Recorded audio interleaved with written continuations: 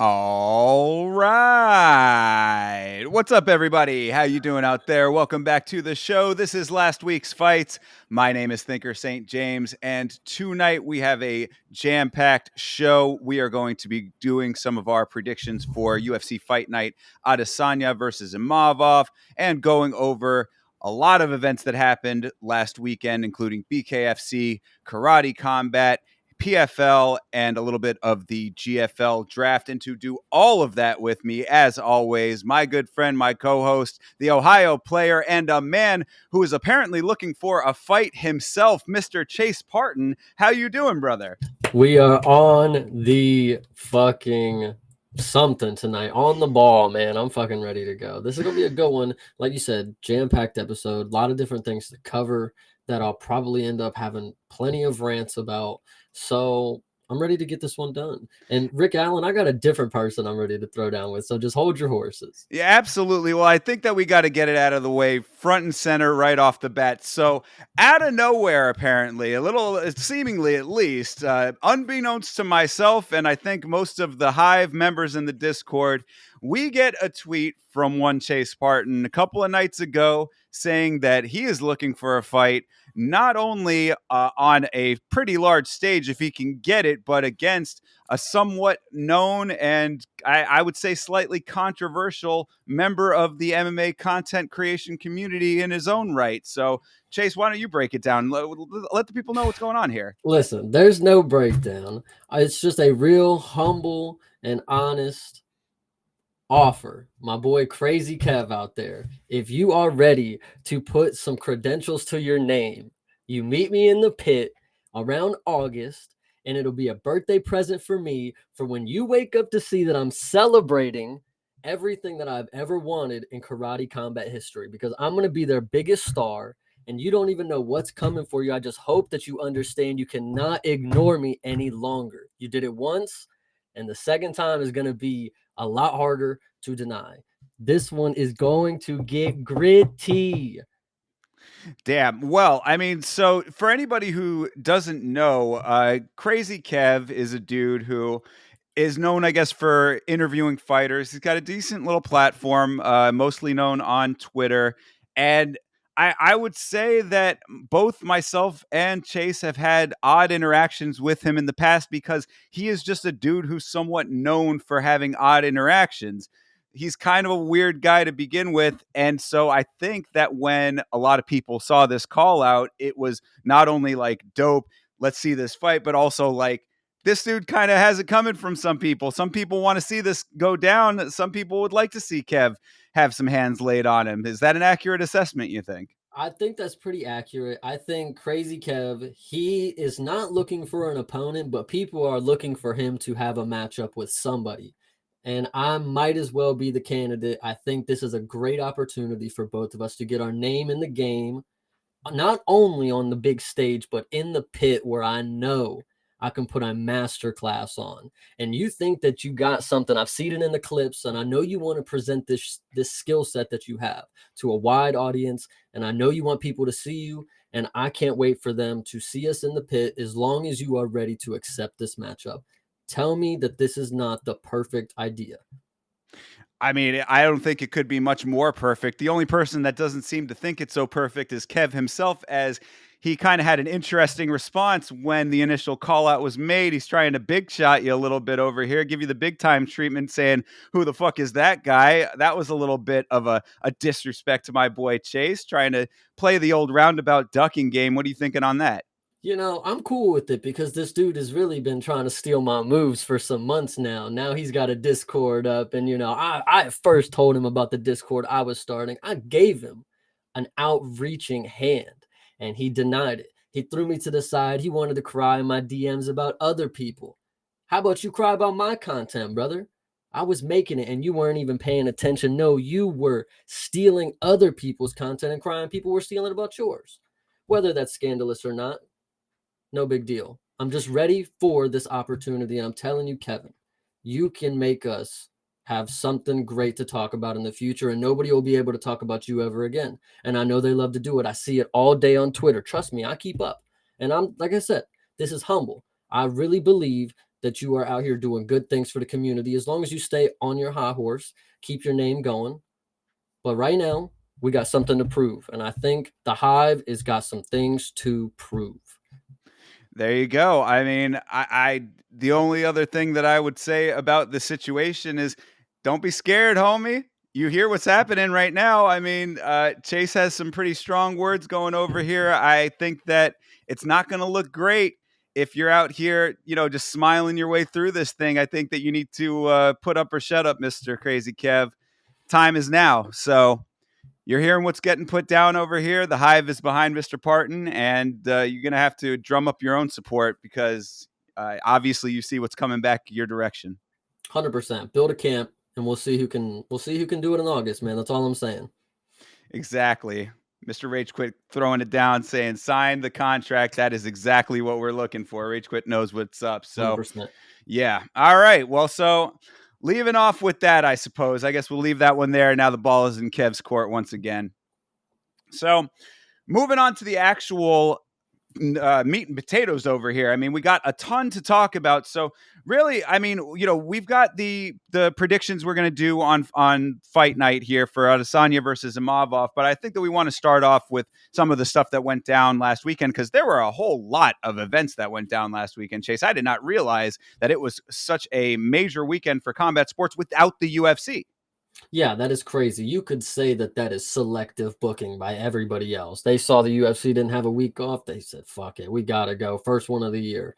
And I respect it. But honestly, somebody had to get the hint that there was too much going on.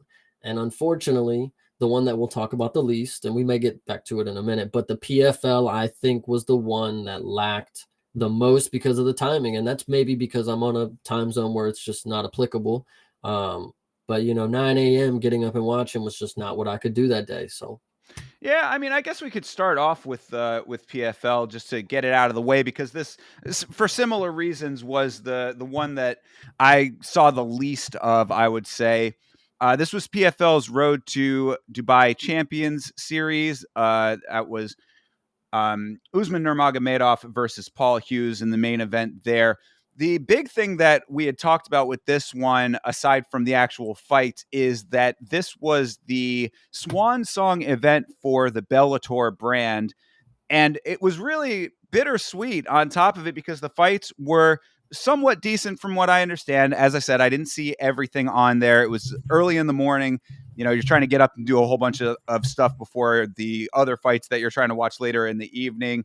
And I kind of had it on in the background for a little bit and was in and out of checking it out. So I didn't get to see everything, heard that the fights were pretty good overall. But the one thing that I did notice and I thought was kind of sad is that for the last event for Bellator, the only mention of Bellator really on the broadcast was just the Bellator belt that they were holding up behind Hughes and Nurmagomedov to symbolize the victory of this main event. Other than that, they really did not give a fond farewell to the Bellator brand, which is a legacy brand in the combat sports space at this point.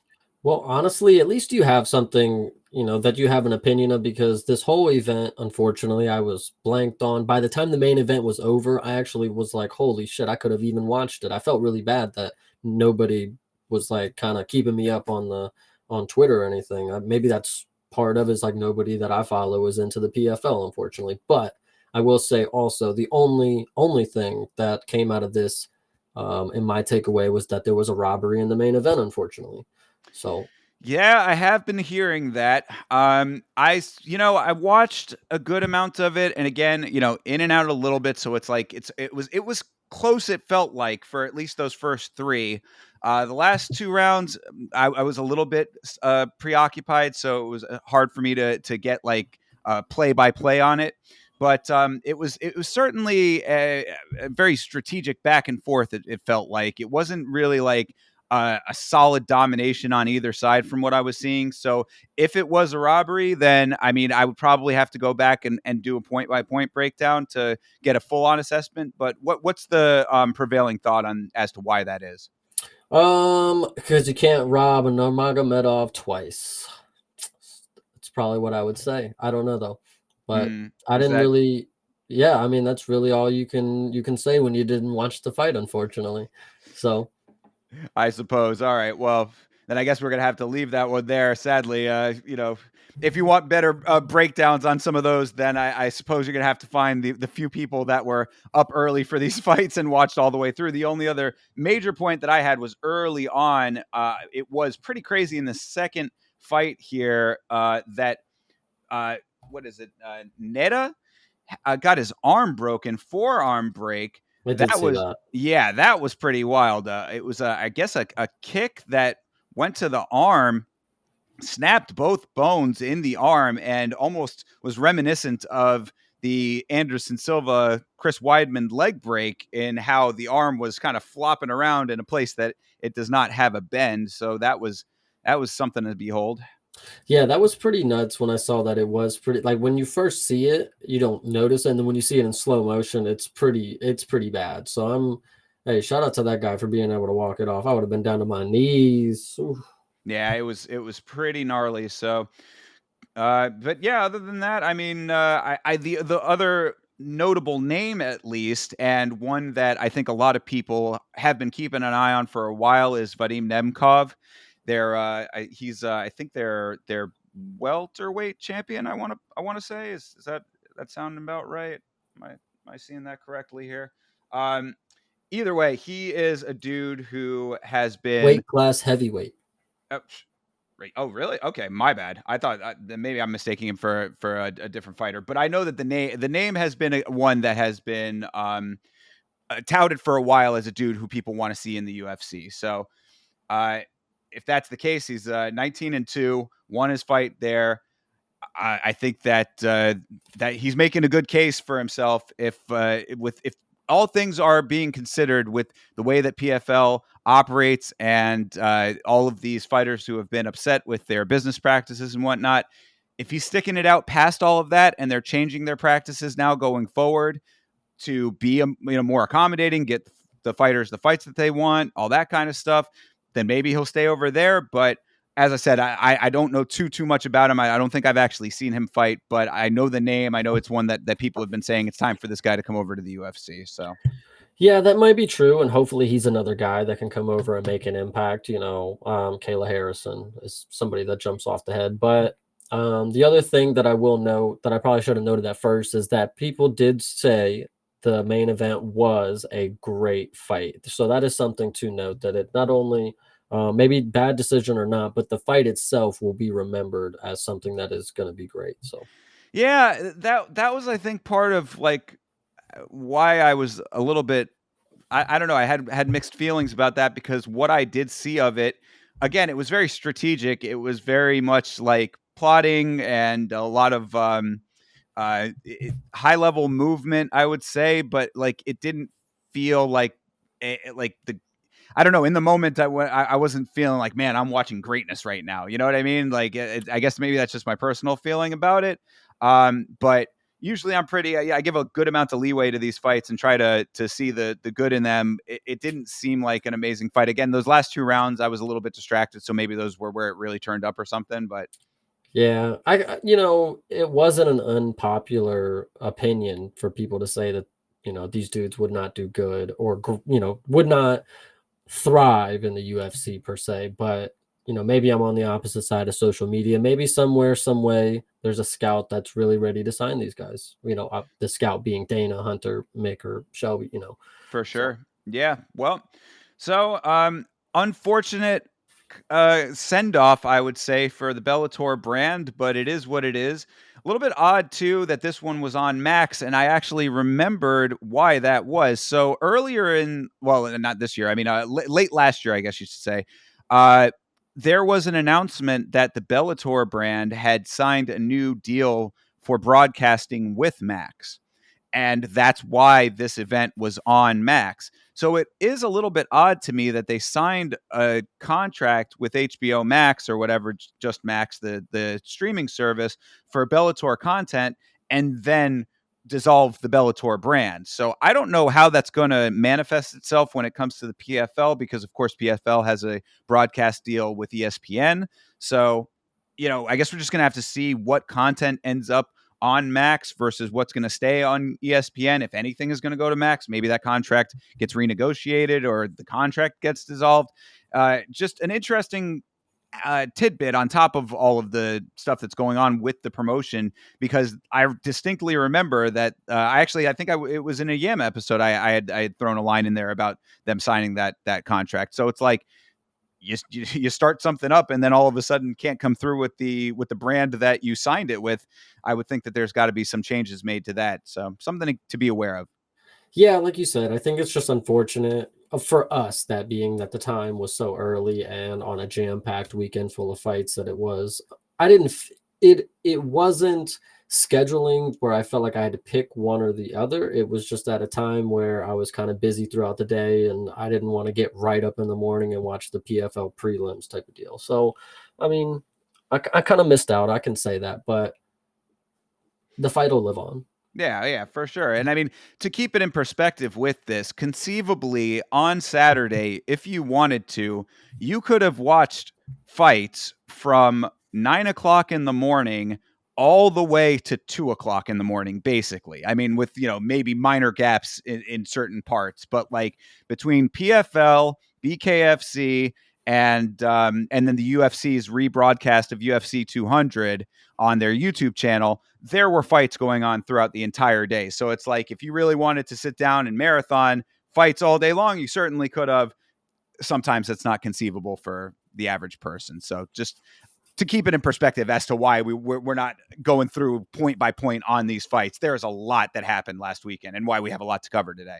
Yeah, 100%. I think I'll say first, so I don't get into it later, is I mistakenly was, trying to bounce between the UFC 200 replay and Knucklemania, and I think I took a hit on some analytics because I put the stream as UFC 200 replay. If I would have did the Knucklemania, because that was a fucking hit. Holy shit! We'll start there. I think the Oh, fucking yeah. Knucklemania was amazing. You want to go over to Knucklemania? Dude, Let's I fucking want do to it. do that first. Yeah. Absolutely. Because, yeah, this is the one that I have the most to say about. And you are absolutely correct. Knucklemania 5 from BKFC was not only a really well put together production, a very large scale production for an organization of this type and size, but it was fun as fuck. These Yeah. fights were just great. And also, as you kind of alluded to as well,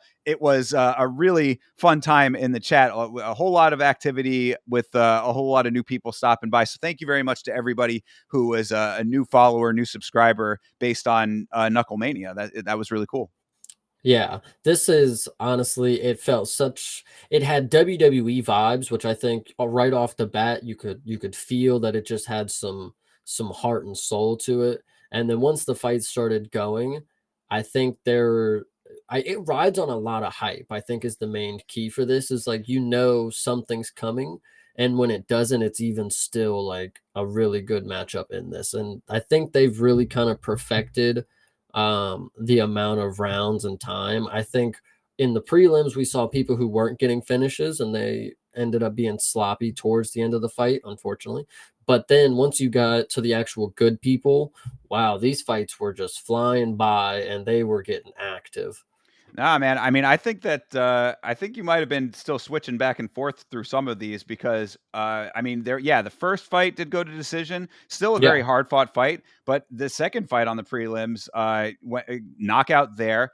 The disqualification one was pretty ridiculous. That was like I remember that one. It was a fun fight because you know, we had people who wanted the other guy. Like he was just putting money on random people on the favorites. I'm pretty sure the Noah Norman was the favorite that he put on or something, and Phil did a really good job. This was a fun fight, actually. I thought. Yeah, absolutely, and shout out to Karakappa in that fight because he was really afterwards. You could tell he was pretty upset with the Yeah, amount of fouling that Norman was doing, and I mean Norman kind of conducting himself like a bit of a fool in there for that because I mean really there was no reason that he had to be disqualified. He sort of chose to be disqualified. It would seem. I think he was getting a little frustrated, is what it looked like to me on the watch along. But anyway, the point is though is that yeah, like. you're 100% right. I see the one decision, and maybe I just based like that was really of a long fight compared to all the other ones. You're completely right. I see But that.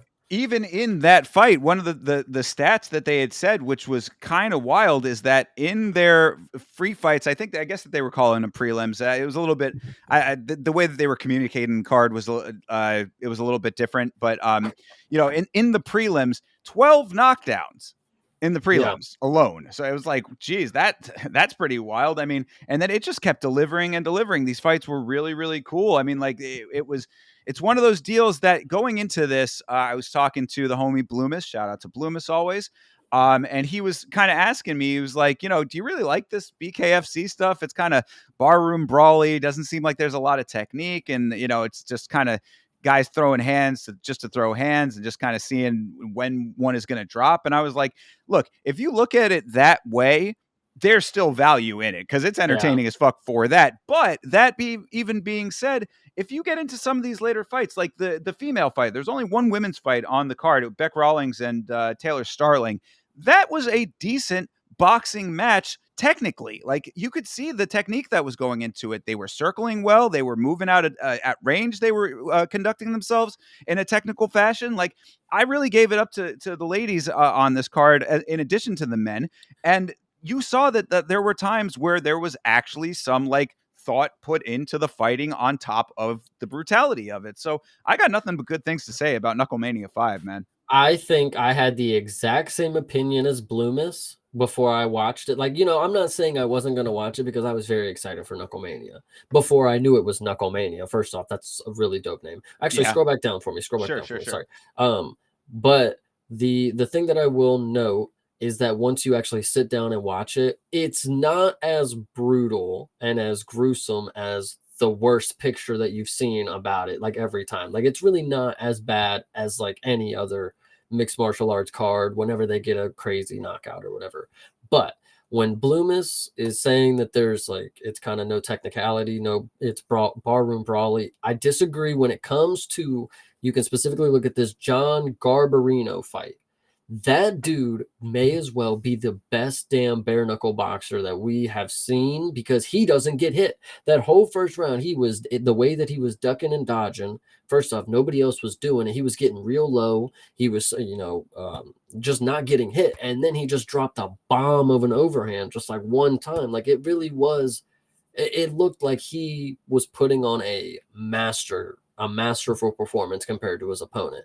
And then you have the Patrick Brady fight. That one definitely kind of feels like more of a barroom brawler kind of finish, but like that was good. You see stuff like that in the UFC. So like it wasn't anything out of the ordinary. Now the women, I can say if you are a little skittish, the women do go fucking hard in this sport. So they like, dude, they're gonna beat the shit out of each other. Like their faces all battered up after this shit. And actually, there's one more that I want to talk about. If you scroll down just a little bit, there was one dude that showed up on the weigh-ins and he had like shaky ass legs because his weight cut was terrible and he charged at his opponent. Well, the dude got knocked out so bad. It's the one that's like super viral. I know you saw it. I I'm think you're trying talking about the Kane Tomlinson Pat, versus Pat Sullivan. I think it's that one. maybe where he like flipped all over his body and then Yes, yeah, like that's yeah, the dude, way. it Yeah, was he went bad. around the world. Yeah, that one was horrible. That was horrible, but it was so awesome to see. Like, I can't tell you how awesome all the knockouts made me feel about like watching a combat sport. Like in any other sport, a knockout is like a highlight, yes, and they do give you like exhilaration, but like these, like there's just really I normally don't be the like super cheery, like getting all up into it kind of guy, but this you have no choice. I'm telling you, it's crazy. Anything can happen in this. Yeah, that is a great point there, is that anything can happen. I mean, the back and forth of it was also something that kept you really on the edge of your seat throughout the entire thing, because when I say that there were 12 knockdowns, this wasn't just, I mean, and I'm just talking about the early part. There was way more than that. But I mean, like, the number of knockdowns, we're not talking about just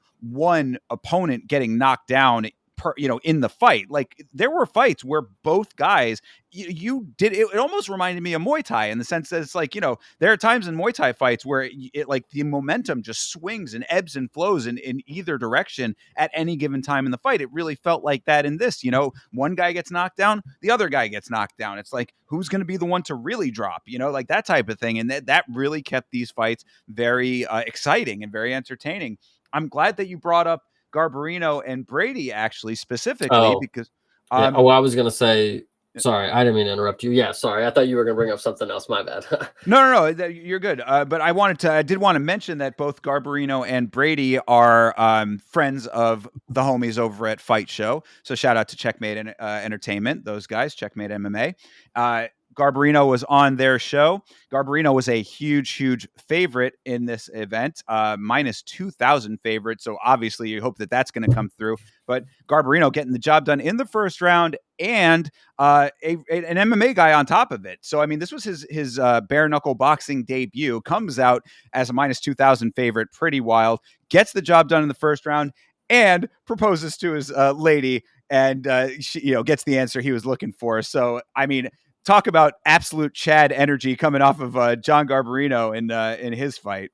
Yeah, that was exactly what I thought you were gonna say right off rip. So I was gonna bring that up. Yeah, definitely a fun time to see him be able to have that moment. Obviously, first round knockout in bare knuckle. I didn't know it was his debut. Minus 2,000. I didn't know any of that, but I do know after watching him, he's probably going to be one of the better ones already. I can tell. So Yeah, and I mean, I can't say I was sworn to secrecy, so I'm going to leave it at this. But there may be some interesting fight news coming from him, about him in the near future. But I'll let the proper channels let that get out when it's yeah, time for crazy that. Kev don't miss. Yeah. Well, he's certainly missing right now. Well, where's that boy at? But the other thing I did want to mention too is, as I was saying, Pat Brady, also a friend of Fight Show. He's a training partner of John Jones. So, obviously in pretty good company down there in Albuquerque. He was part of John's camp for the Stipe fight. Oh my gosh. I know nothing about, Patrick Brady's friendships or anything about that, unfortunately. But I can tell you the most fascinating thing about this card. There was a giant dude who looked like John Fury, and it was absolutely ridiculous. This dude, one, in boxing when they pull their shorts over, their belly up to their titties. Well, one, he couldn't even get him over his belly because his belly was just hanging over the shorts. And two, his titties were all out. Like, holy shit, this dude, one, was absolutely massive. This was one of the craziest kind of like the size difference, the weight difference. It's like, match up a 125er with a 175er. That's basically what this was. And so, like, it was absolutely ridiculous. Even the fact that Joey DeWaco was actually winning at one point, and then the big, tall ogre actually won. And it's funny because he'll probably be fighting Ben Rothwell here soon, because like they're the only dudes left at this point that need to fight each other, or maybe he already lost to him because the dude's fought like 7 times in bare knuckle. He's like 4-3 or something like that. It's hilarious. Yeah, it's pretty So crazy. If you're familiar with old school Nintendo NES, he kind of reminded me a little bit of King Hippo. So I don't know if that might be a little bit before your time, Chase, but older heads will know what I'm talking about there. But yeah, that was a good example of a fight that was going in both directions. I mean, I think it's Devechko is how that Joey Devechko, oh I think is how that's pronounced. But yeah, he was up for a good amount of that fight, and then Stephen Banks is the dude that we're talking about here, the big guy. He was just able to weather the storm and got a couple of good shots in and laid him out. I mean, it's really one of those kind of momentum shifting sports, this bare knuckle boxing that keeps you on your toes. So a lot of interesting ones in that regard. I wanted to also shout out a couple of other great finishes here. One being Brandon Meyer, who was a sizable underdog in his fight, comes out with a couple of stars shaved into the side of his head. He's screaming at the camera. You can even see his picture here. He's mean mugging like a crazy man because he's got a little bit of a screw loose, but he goes out there. Not only does he get a really nice knockout, but then cuts a fantastic promo on the mic afterwards saying, he is not a B-side fighter. He's one of the best bare knuckle fighters in the world. I was like, I can fuck with this dude. So you're getting everything that you want. When Chase said that it's kind of like a WWE event, like it has that feeling, but you got the realness, which is what I always look for. I want the real when it comes to my fighting, and like you're getting it here. You've got like personality, of course. We got to mention that Connor is involved here. So I how was gonna say the evil boss is lurking. Like that's why it's the WWE vibes, because Connor appears at some point, just walking in the ring, does nothing but take pictures, then leaves. It's crazy. Well, it did a little bit more than that. I mean, we should talk about the main event too. So, Oh I mean, yeah, this was the main event. Sadly, I wanted to talk about both of them. I mean, Ben Rothwell in the co-main, getting a win to get the heavyweight championship over Mick Terrell. Really, really nice one punch knockout. Reminded me of Mark Hunt, and kind of ironic in that sense because there are rumors going around that Ben Rothwell versus Mark Hunt might be happening in bare knuckle. I really hope for Mark Hunt's sake that does not happen. He is almost 50 years old. He really should not be. There's that dude does not have any business being in a combat situation at this point. Save your brain cells for chess, Mark. I'm a big fan. Don't want to see him taking any unnecessary damage.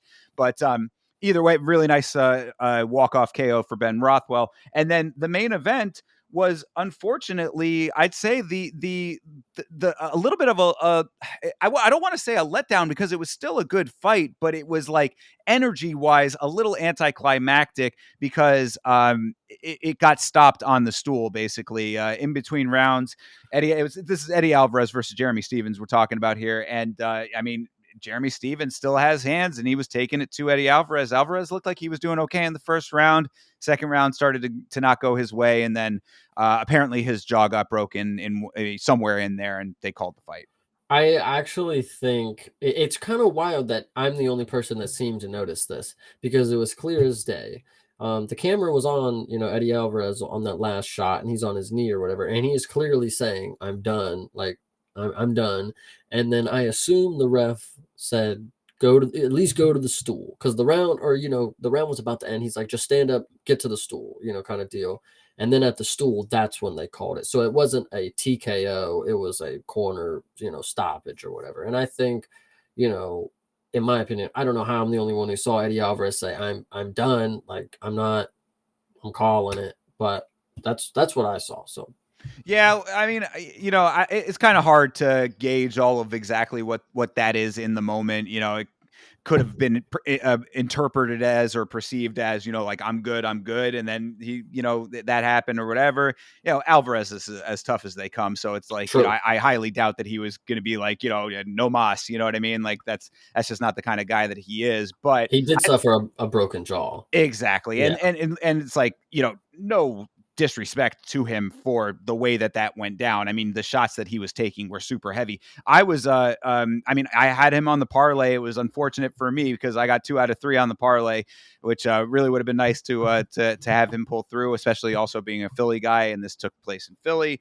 one of, if not the largest combat sports event in Philly. It sold out the Wells Fargo Center, which is a very major accomplishment for an organization in the combat sports space that is not marquee boxing or the UFC. So big shout out to BKFC for that one. But it was just a little bit anticlimactic just because of how great all of the other fights had been on the card. It would have been nice to have had like your one last hurrah in triumphant either knockout or however it would have finished. It would have been a little bit nicer to have it capped off with a bang instead of a little bit of a slight whimper in the way that went down. But I don't think it took too much away from it. It really couldn't have with the amount of action that was on this thing. Well, and I think shout out to Elite in the Discord. I think he made a crucial point that he didn't even follow throughout the card. He said right before he was pondering bets, and he said, "Can you even be a heavy favorite in this sport? Because literally, it's more likely that anything is possible in this sport, and this promotion." And then we go through this card, and there's just so many back and forth. Even when you get to the co-main and the main event, it's like you get a co-main with Ben Rothwell, who's like a plus 200 dog, in my opinion, the freest money ever. And then you get to the main event, and then Jeremy Stevens actually is the hardest hitting 145er. So it is pretty crazy, Yeah, absolutely. And the one last thing that I have for this, in victory for Jeremy Stevens, of course, Connor, who made the entire press conference about himself, showing up to the press conference an hour late, and then cutting a pretty decent but a little bit unhinged promo to sell the event in the presser, kind of makes it all about himself in the finale of the event as well. Jeremy Stevens is accepting his victory. He's getting his hand raised, and Connor comes in, starts pushing and shoving, and saying that he wants the fight with Stevens in bare knuckle. Which what I had said. So well, to be pragmatic about it a little bit, what I had said about that is I think that casuals I don't think are going to care one way or another. If Connor's fighting, it's going to do numbers, right? Like if they actually do book that fight, if they're able to, there are two things that kind of go for it, because as you might recall, Connor and Logan Paul were being rumored for a major mega fight over in India. That was the rumor that was circulating for a while there. Turned out to be completely unfounded. And then also, I think that it had also come out that Dana put the kibosh on that one as well. So the difference here, I think it has two things going for it. One, David Feldman, who is like the Dana White of BKFC, had actually met with Dana at one point to kind of discuss promotional elements of the two organizations. So I don't know what came out of those discussions. It was kind of closed door dealings or whatever, but there is a relationship there at least. It's not like they're bad blood type situation. They're not like super rivals or anything like that. Two, actually, so I guess three things. Number two, I just found this out today. Ryzen has a deal with Bare Knuckle that they are doing co-sharing of talent for Bare Knuckle events, which is kind of interesting. Ryzen also has a talent sharing agreement with the UFC. We had kind of touched on that in a previous episode, talking about how that's why Sean O'Malley went over to Japan, and that's how we got Kai Asakura in the UFC. Like these organizations seem to be at least open to working with each other in some capacity. So those all are going in favor of this. And then third, obviously, Connor in this, I think that this is a much more palatable matchup for actual fight people, considering that Jeremy Stevens is a name that fight fans recognize to an extent still. The who the fuck is that guy meme will live in infamy. So there's a little bit of history there. I think that it would actually be a fight if it was the two of them, and bare knuckle, there's very little that you can hide. So I think that all of those factors kind of going into it make that a somewhat plausible and more palatable matchup potentially if all of the stars could align for it. Yeah, I think this one is just crazy that I find it ironic that the inauguration happens. Connor goes, Logan's there. Presumably Dana's probably there. I didn't see pictures, but then the fight in India is now off. I'm not saying Dana pulled the trigger in person, but they must have ran up to him like little brothers and like, "Hey, Dad, like, can we go? We're going to India." And he's like, "No fucking chance, Connor. You're not doing anything, brother. Not getting anything." So Yeah, well, he's certainly doing something, but yeah, true. it ain't fighting in India.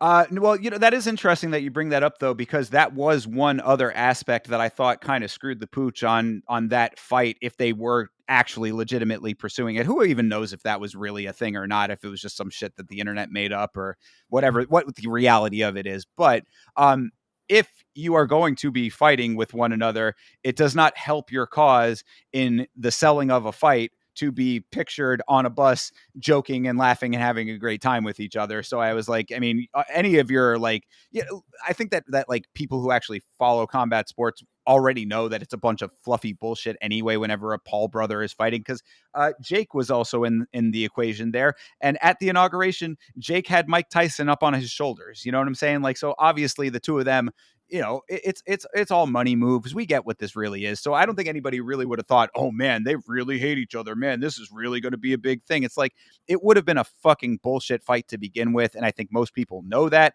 But for whatever little elements that you might have in selling a fight in the lead up to it, it kind of goes out the window if the two of you are taking pictures with each other and fucking, mugging for selfies.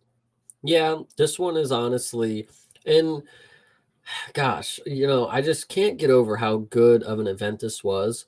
And I find it ironic that, people may, speaking back to Bloomis's comment about how the sport is just might be too gruesome for some. It's like, this is what they were doing at the docks in that one warehouse, and these dudes were prize fighting. And I just find that, times really do, history really does repeat itself. And they were fine back then, and they want to quote unquote, they were tougher back then. So here we are, we're running it again. I like this. I like the bare knuckle stuff, and I'm really all on board. That's just all that I'm just keep running through my head, is how this is in my tier list of successful promotions that are making great leaps to have exponential growth. You got the UFC, of course. Bare knuckle is 2. Karate combat is 3, in my opinion. Absolutely. And so, you know what? Let's move over to Karate Combat. There was a Karate Combat event that happened as well last Friday. It was very cool to see Karate Combat putting this out there for free on their YouTube channel. A number of different outlets had this thing streaming, and you could just watch it right there. No paywall, no nothing. So that was really, really good to see. I came into this one a little late as well, unfortunately, but I know that Chase, you were watching for the majority of this. What did you think about this Karate Combat event? I think the entirety of the event was pretty solid. I think there's a lot of people out there who, if you were watching this expecting it to be more than a martial arts showcase, then you were probably let down. And I don't mean that in a bad thing against Karate Combat. I enjoyed sitting through this entire thing, watching from the grappling events all the way until the martial arts events. And a lot of them were not only exciting, but the people, I want to see more of the fights from these fighters. So I'm hoping that we get another card this next month, and we have people like Robellis, with after his fucking 6-second knockout or whatever it is, 12 seconds.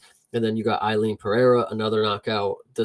These people can continue to do this because the sport, in my opinion, is just, it's set up in a way that fast fights can be eligible if you get the right competition in.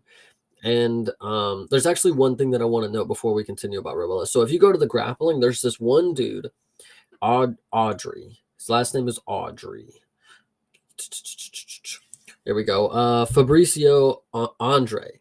This dude, I have never seen grappling. Like, he does this weird move, and it's kind of hard to explain. So if you imagine full guard, right, and you got your legs up, he actually has his legs above him, and he hops towards his opponent, right? And then when they grab and turn his legs, he triangles them. Huh. And it's like his move. And I don't know, does it say did he win, or how do I see this? Did he win? No, he Uh, lost. I think that the green is the Yeah, winner. okay. So yeah, he And did not win. it was none of these grappling events had obvious winners. Like, none of them where you were like, okay, he won. Like, he was just on top of all the moves. Now, granted, I don't know how necessarily I'm to score grappling events because I don't watch them Right. that often, Sure. but that Andre dude might be cooking. He might have something very, very interesting going. And it's weird to see because, like I said, what I explained to you, his legs are above his head and he's on his back hopping at you. And when you get engaged, he just swivels, and it's I can just say that it was interesting to see, and he might be onto something. I don't know. Fair. Yeah. I mean, I guess I'm going to have to go back and check the VOD on that one, which is available. So if you want to check out this Karate Combat card, if you missed it, you can watch the entire event on their YouTube channel. But certainly I guess it's a strat, you know? It was definitely something.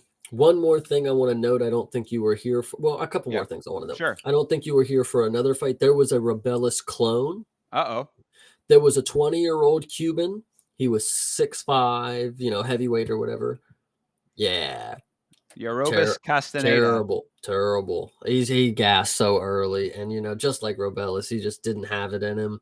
And the Valdez dude was like way shorter than him too. Like, he was just putting it on him.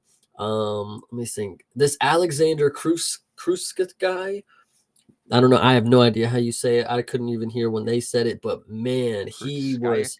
he was fucking good. He was good as hell. Okay. Yeah, he was really good. I'm trying to think of some more that I'm trying to think of some standout. Um, Yeah, I came in at the Brendan Jenkins fight and Gotcha. saw Damn, him. there was a lot going on. Damn. Yeah, I mean, pretty packed card, honestly. I mean, one thing I was going to mention about BKFC, and I don't know if maybe you can lend some insight as to how this was in karate combat, but I thought that the pacing of BKFC was really good. So, what do you think about that in karate combat It felt with all very these it, competitions? Sorry. it actually felt very similar that, the fights were on, they were off, and then they were back on. Like there wasn't any fluff to it. But I can agree that some of these fights in the earlier prelims, like I said, these can be just strictly martial arts bouts. Like you're not going to see in the early prelims of this, you're not going to see those killer highlights. And I know I talked it up to be that, and it does get to that point, but for right now, we have a lot of prelim fighters who, when they get out there, they gas early, or they just don't have that mentality to go out there and finish somebody. Because in all aspects, when you watch this, it just feels like a very pure form of striking.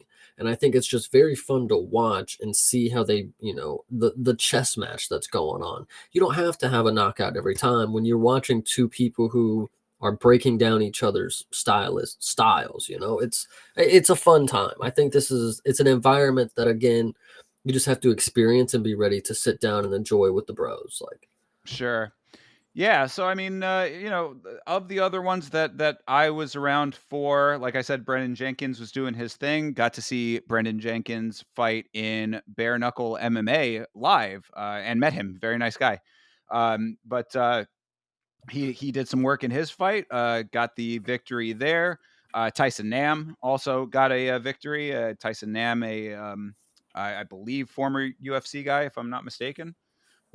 So cool, work there too. And then of course we definitely saw Robellis do his thing very quickly. That dude is the same as he ever was in the UFC. He is just swinging around those huge tree trunks that he's got for limbs and knocking people out very, very rapidly. I mean, that fight was about as quick as it gets. yeah, And then the Pereira fight was the only one that for me I felt a little bit kind of iffy about, only because it seemed like a very quick stoppage in that fight. yeah, I can see why you feel that way. But in all honesty, Eileen, she's an animal. She was gonna get up and knock her down again. Maybe he was saving her from preemptive. I hate it, but listen, Eileen, she's built different. One thing I will note also, the disqualification to the elbows, back of the head part with Ilias and Lucas Martins. Oh That yeah. that was definitely a weird moment. You can tell that the promotion is still early in its lifespan, because they don't know how exactly to handle weirdness. We were unsure what was going on. There wasn't a translation being told. There was just people being confused. The pit's opening. We find out the pit can open, so it was an interesting time. Speaking of the pit opening, which was a weird thing to see, another thing that was fucking weird, and also early in the lifespan of the sport, Robelis de Spain's flag wasn't even out of the pit when he got a knockout.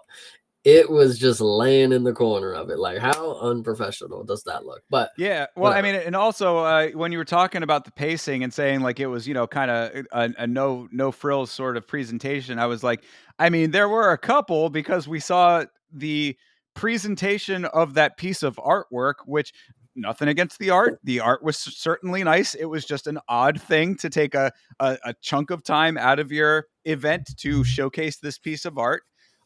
There was that, and then in the main event. This Shazayeb Rind is from Pakistan, Pakistani champion in the organization. Cool. Shout out to Pakistan, somewhat of an underrepresented nation when it comes to combat sports currently. So nice to see some representation there. Gets his victory, and then afterwards we got a whole dance number, which was Mhm. kind of cool to see. I did enjoy it, but just somewhat unexpected. Listen, that's confidence in your champ. That's all I gotta say. Pakistan knows how to.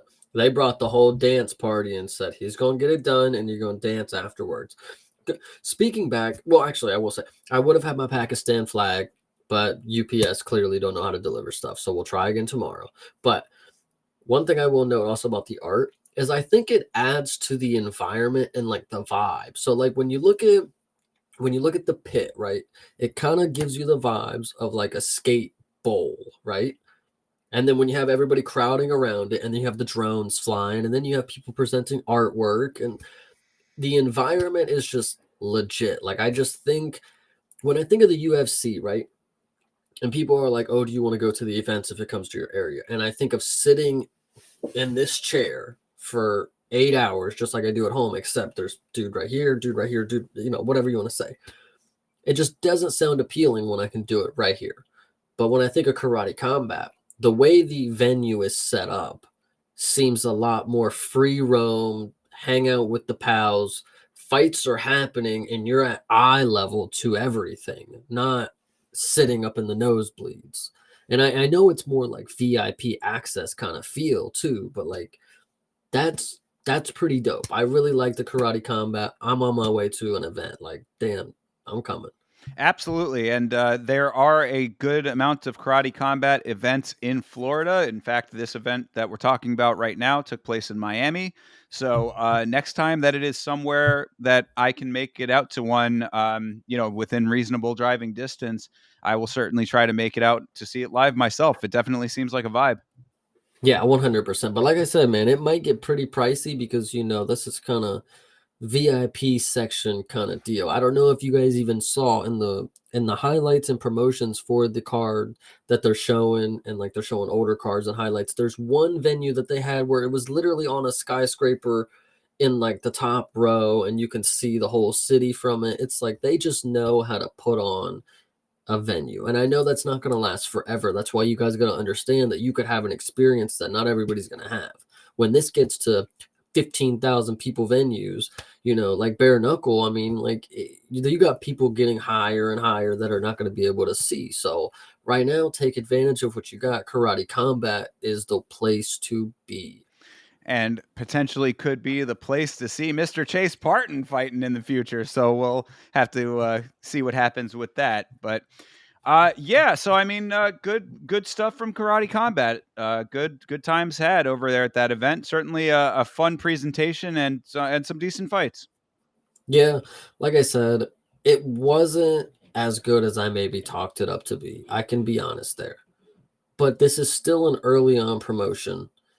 Karate Combat 52 was very good, and unfortunately, not unfortunately, but it is just to note that Knucklemania 5, like they're on their fifth event and they've seemed like they got something fucking going. Yeah, they're Karate cooking. Combat, the Karate Combat, while that their 52nd event, give or take, they're not far off.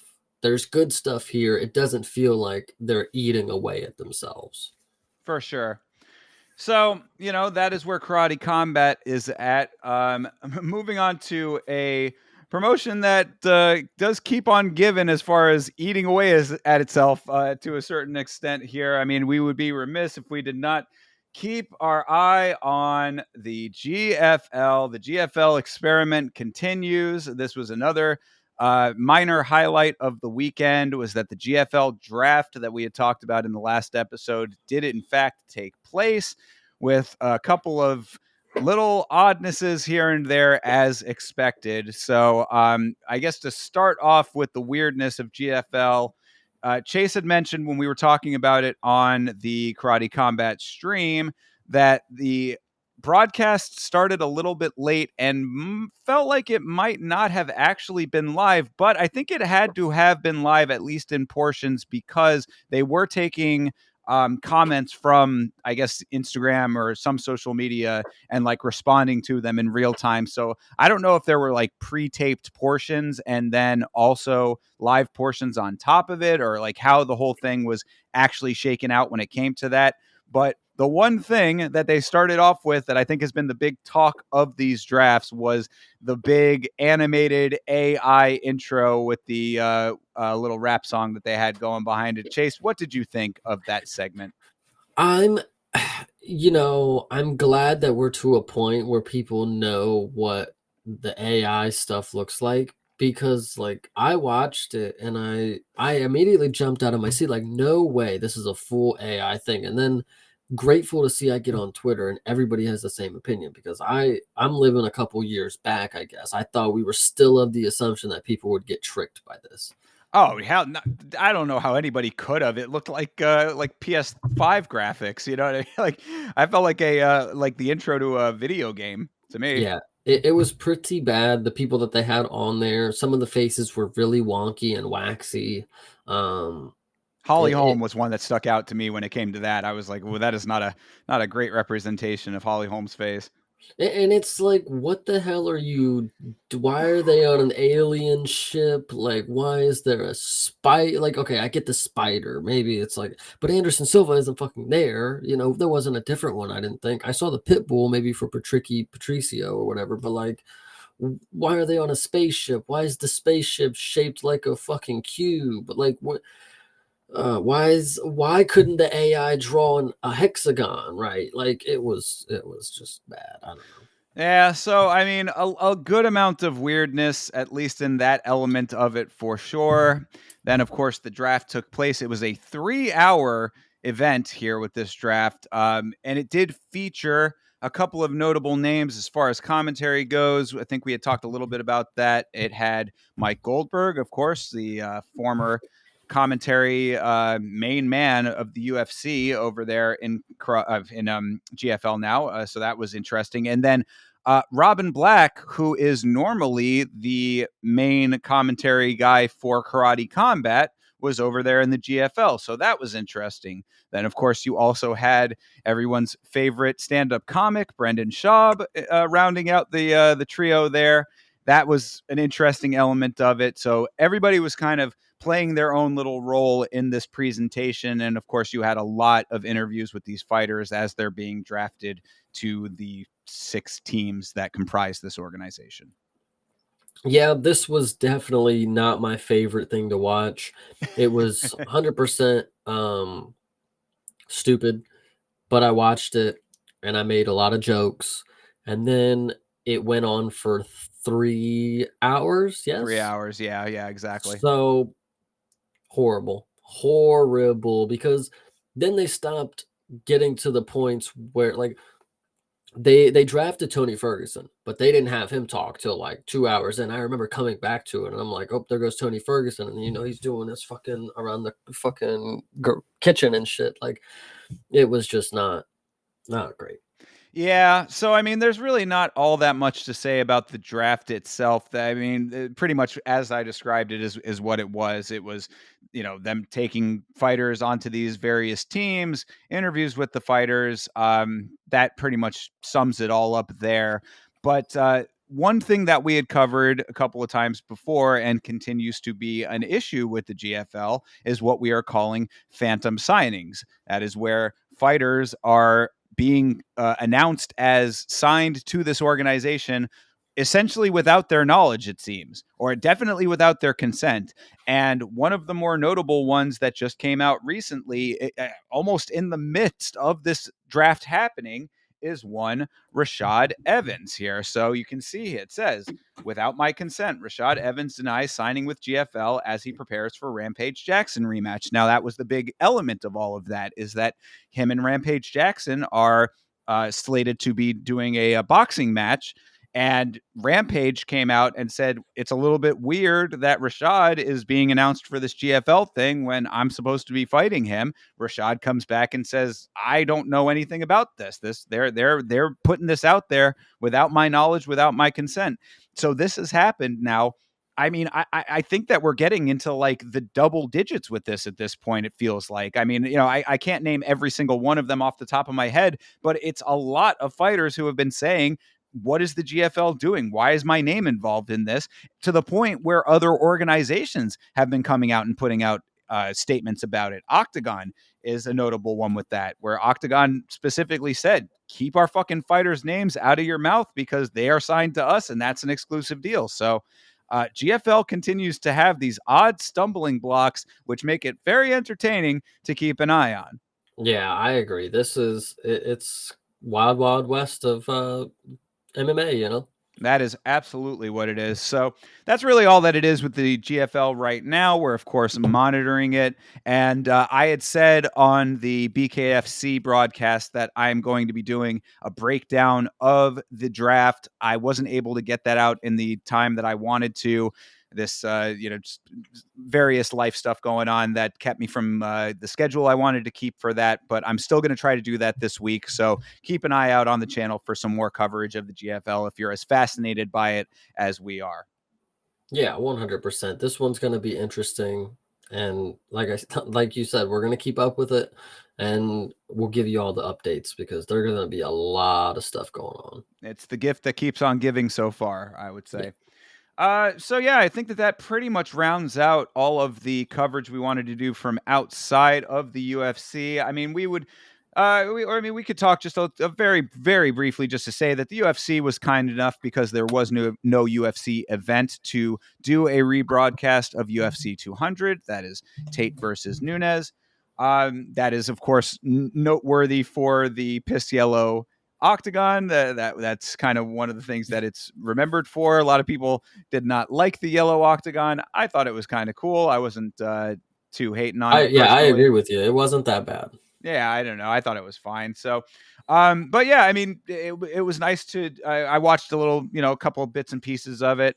Um, Nothing really too much to say about this. I mean, this is one of the continued ascension of Amanda Nunes into becoming the GOAT that she would end up becoming.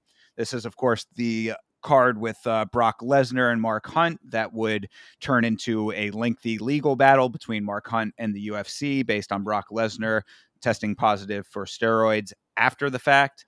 So, a couple of noteworthy elements to this card, but really more just a note that it was nice that the UFC put it out there for free. So if you want to go back and watch UFC 200, it's on their YouTube channel as a VOD now. Yeah, it was definitely nice of them. And this is one, like I said, I don't mind these because on the off weeks it fills out cards that I didn't get to see when they were actually live. So this is very nice of them. Yeah, it's good for the history of the sport to be able to go back and watch some of these and get a better understanding of where we are now from where we came. So good times. 100%.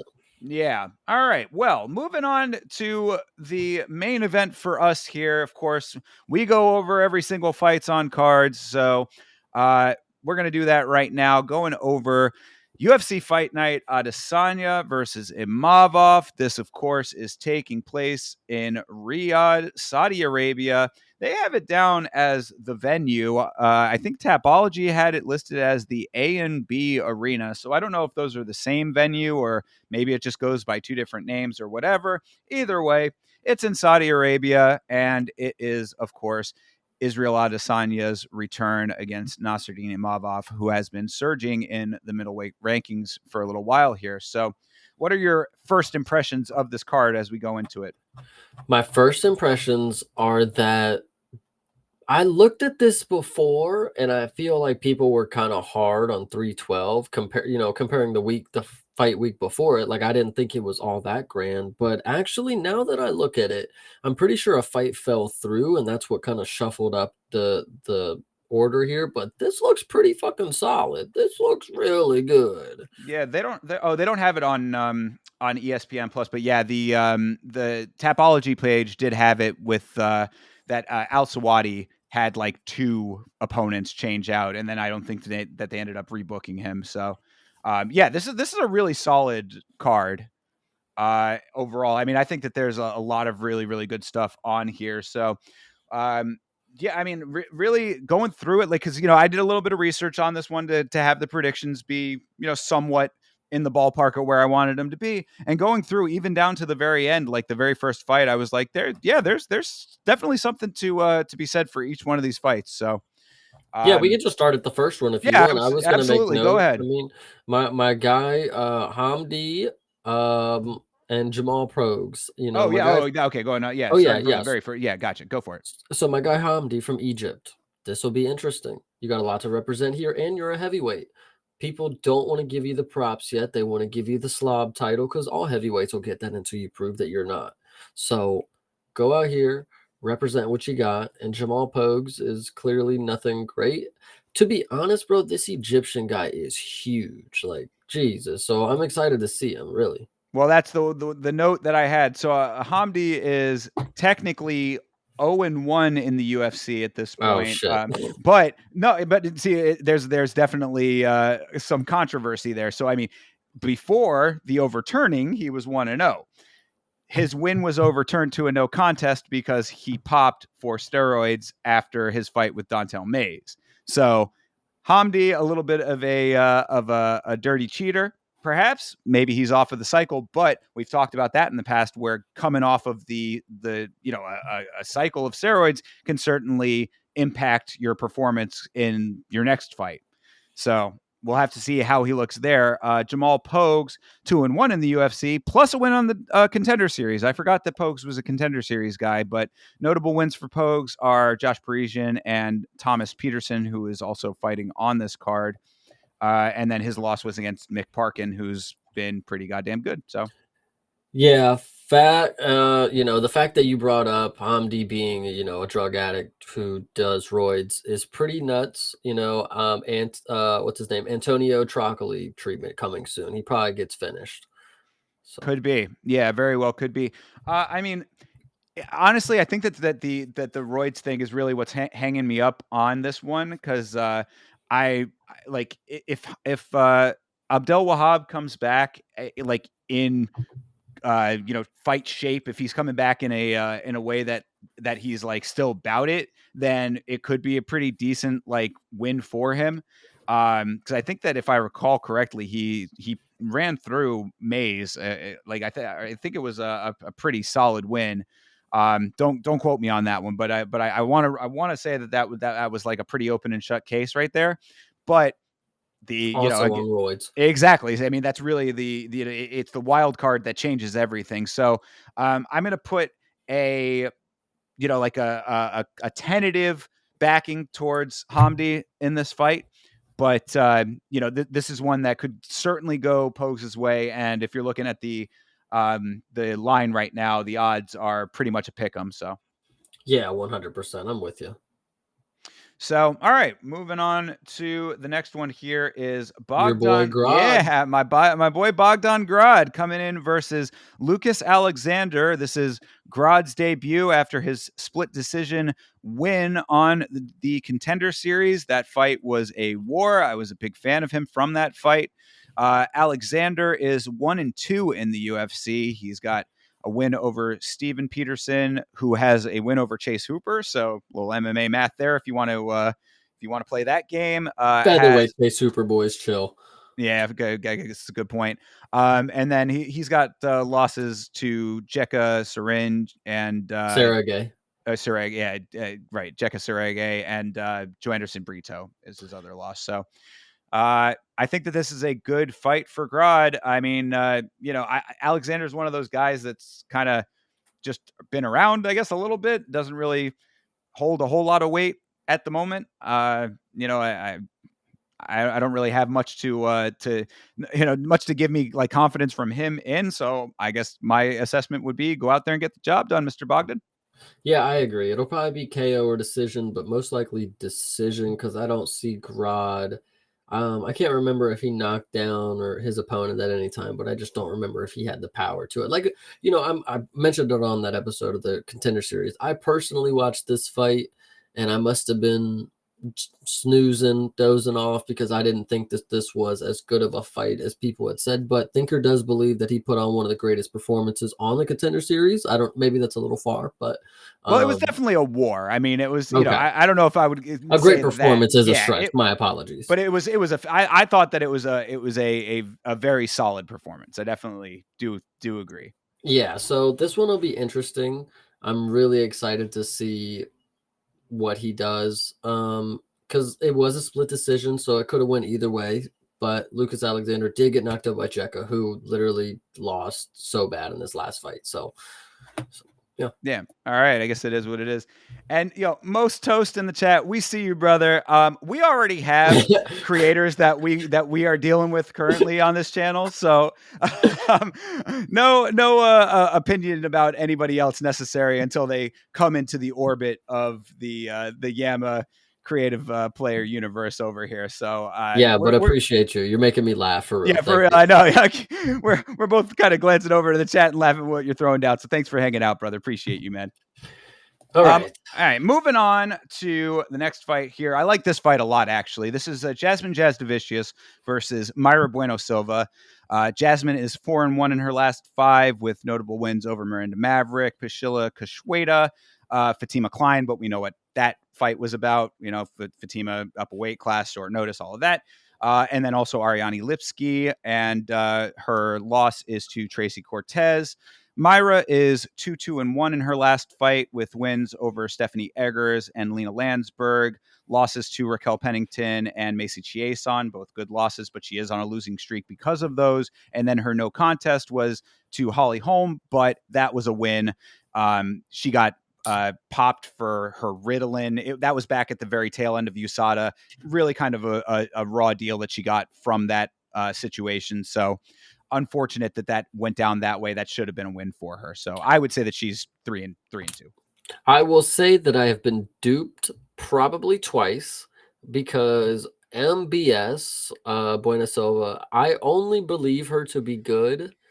And I wasn't here to witness anything that she did that was good, unfortunately, because the only thing that I witnessed her being good at is just getting a title shot, getting a title shot against Rocky. So I assumed at that point she was decent. Like, if you get a title shot, like, come on, you got to be something. And then she's actually stunk up the bed. But with that being said, Jazz Davicius is kind of on a streak. She's looking really good. Not everybody can look good forever. MBS has got to have a comeback, or she's definitely looking on some rocky road, because she's one of these players that she kind of, and this is honestly probably a good thing in the end. She knows, she looks to Dana as like an equal. Like, she really tries to like communicate with them. Like, at least that's what I feel. And she like makes her points in her losses that are skeptical. She's able to go kind of, plead her case, but that can't work forever. And I think she's just not going to get the opportunity to start pleading her case soon. If she loses another one, that's 3 in a row, especially if she gets finished or cut again somehow. Like, it's just not good. Yeah, definitely. The big note with Mayra Bueno Silva kind of goes back to what you were talking about in the title fight, because I don't know why it's not considered one of the worst title fights of all time. Like, Oh, it is, brother. I guess It by is. some people, but it's like you always hear about Rose and Carla, that being like one of the worst fights of all time. I mean, like in the pantheon of like terrible title fights, that's certainly one of them. Of course, Israel Adesanya and Yoel Romero comes to mind. Like, there are some that just are like held up in like the MMA conversation as like bad title fights. This one I don't think gets its proper due diligence as as one of the absolute worst, her and Rocky, because that was just such a snooze fest. But either way, you're absolutely right. This is kind of a make or break fight in a way for Myra. I don't necessarily think it would like put her into cut territory just yet. She'd probably get maybe one more just based on the fact that she had made it to a title shot. And then also, some people have mixed feelings about the stoppage in the Chiasson fight because of that, big cut that she had gotten. Some people thought that could have gone on for a little longer. I was okay with that stoppage personally. I thought it was a pretty decent sized cut, and it didn't bother me that they stopped that one.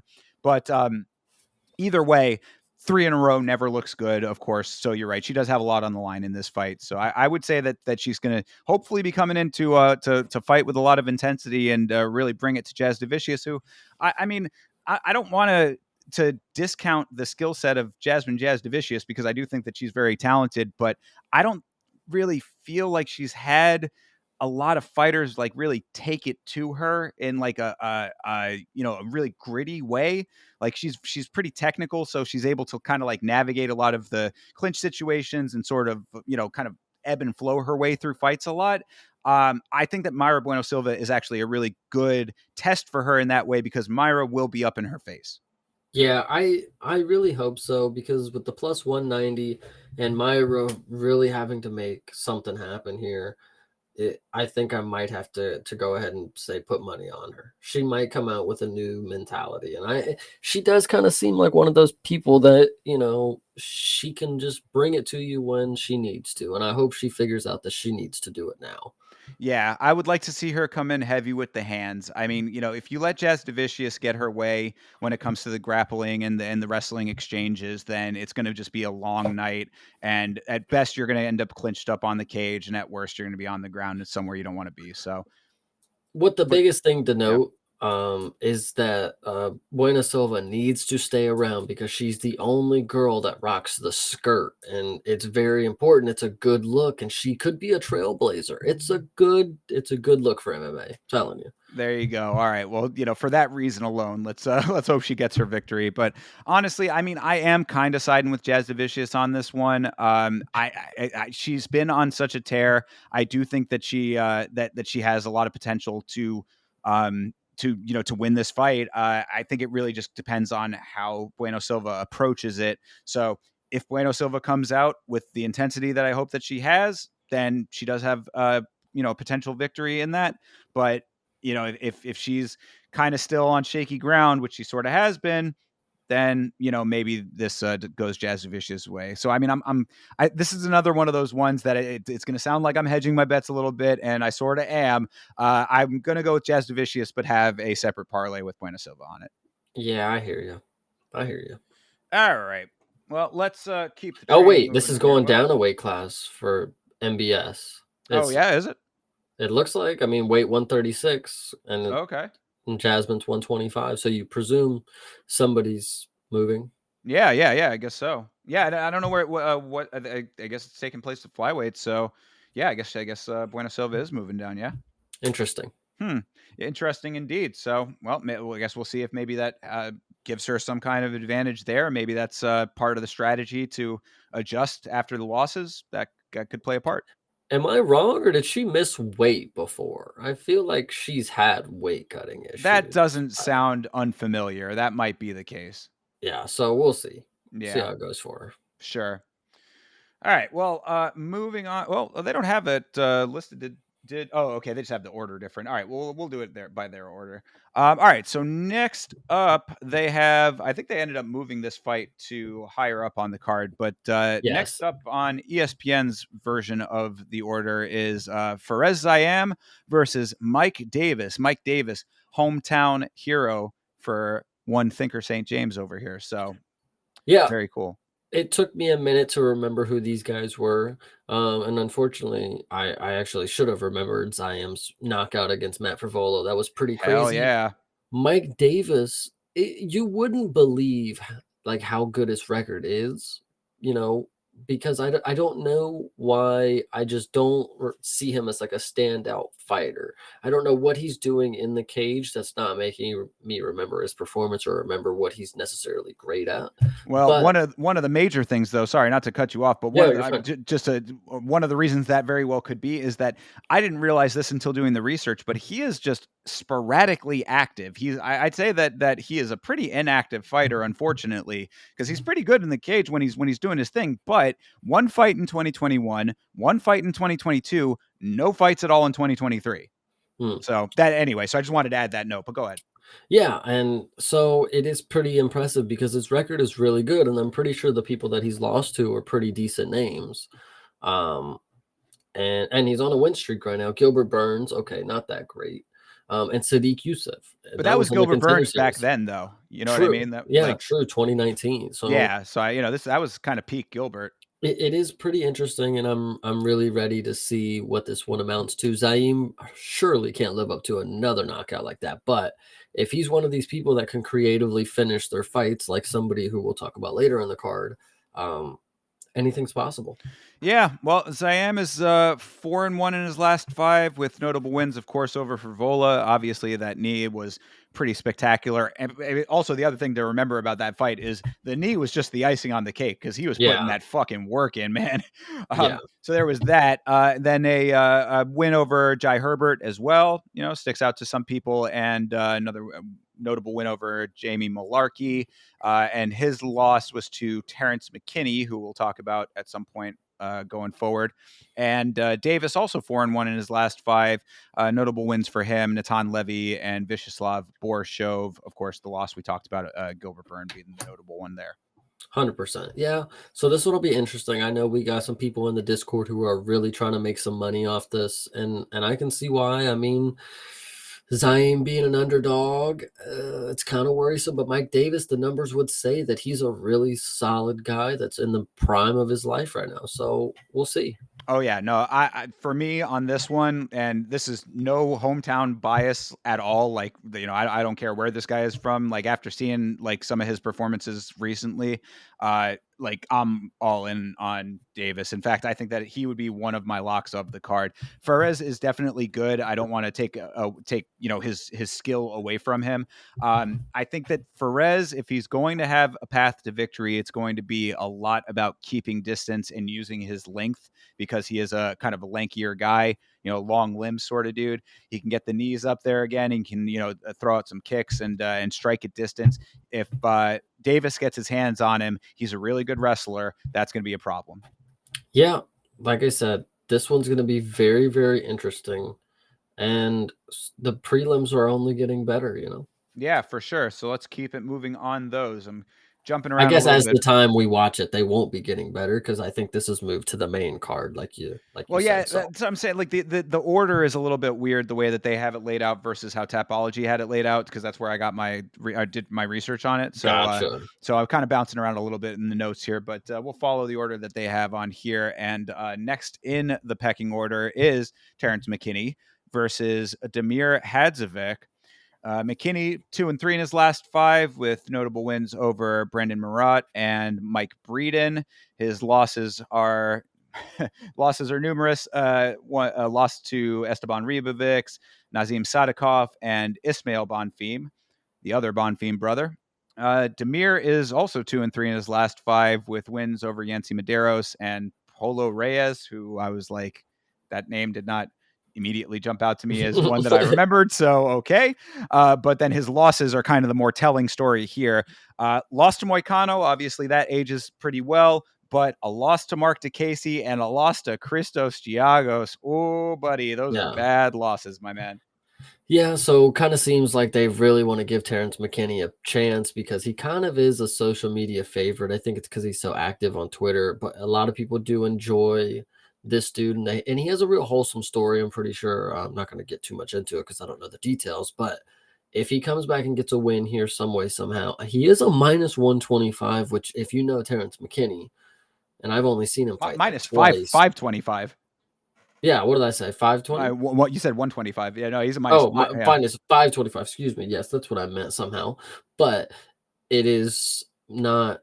You couldn't take that money if I had a gun to my head. So we'll see. Well, the issue with Terrence McKinney, and we've seen this time and time again, is that he is a run and gun fighter. This is a dude who, I mean, like I forget what the actual stat was, so don't quote me on the actual concrete elements of it, but like it was something like he hadn't been out of a first round in like 8 fights or something like that. I mean, it's something along those lines. The point is that like he either finishes or gets finished like immediately when these fights are Yeah, underway. I mean, like this dude is like he goes balls to the wall in every fight, win, lose, or otherwise. So it's potentially can be. respectable. Yeah, I mean, and very fan friendly. I mean, he's obviously going out there wanting to put on a show, so I appreciate that. It's very much the Michael Chandler, Justin Gaethje method of fighting, but he ain't one of those guys. So it's like, Right. Could that end up working to his detriment? Obviously, it has in a number of fights. Could it end up working in his favor? Well, if he's going up against a dude who's also 2-3 in his last 5, and those losses are to kind of scrubby guys, then yeah, I would think that there's probably potential for for him to get the better of it. So I think that the line is a little bit odd. Yeah, I mean, like that heavy of a favorite, I wouldn't necessarily be throwing on that, because it's just, why would you at that price tag? But we'll just have to see if he's actually able to do what he generally does. Because Yeah. I don't think he's one of these guys that has evolved very much over time, at least not in the last couple anyway. Yeah, I hear you. So Yeah, we'll see. I don't dislike Terrence McKinney. So I mean, like, it's like you're saying, he's on Twitter a lot. You see him in the little corner of the screen when they're doing the Mhm. the Right. Twitter commentary on the broadcast. He always has something interesting to say. So get the win and stick around, because I would think that Hadzovic over here is probably in a little bit of shaky territory, which does suck because he is representing the great country of Denmark. So I'm sure that Bloomis will be pulling for him. Oh, wow, Bloomis don't even talk about him. That's honestly kind of that's unfortunate. He talks about Nicholas Dalby too much. That Damir, I mean, I know he's 38, but like, dang. Well, I mean, I guess maybe there's a reason. Yeah, It's I know, right?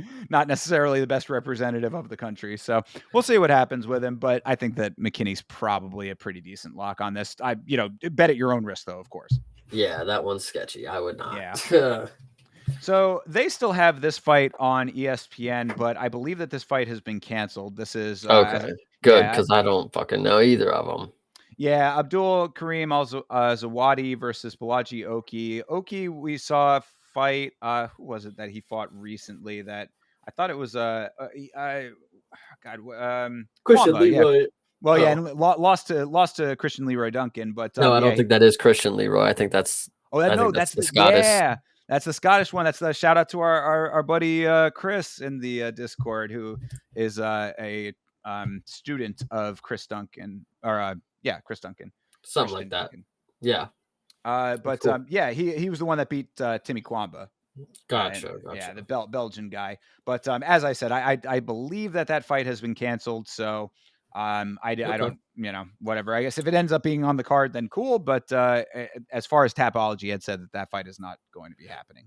So Yeah, didn't know too much about him anyway, so we're yeah. good.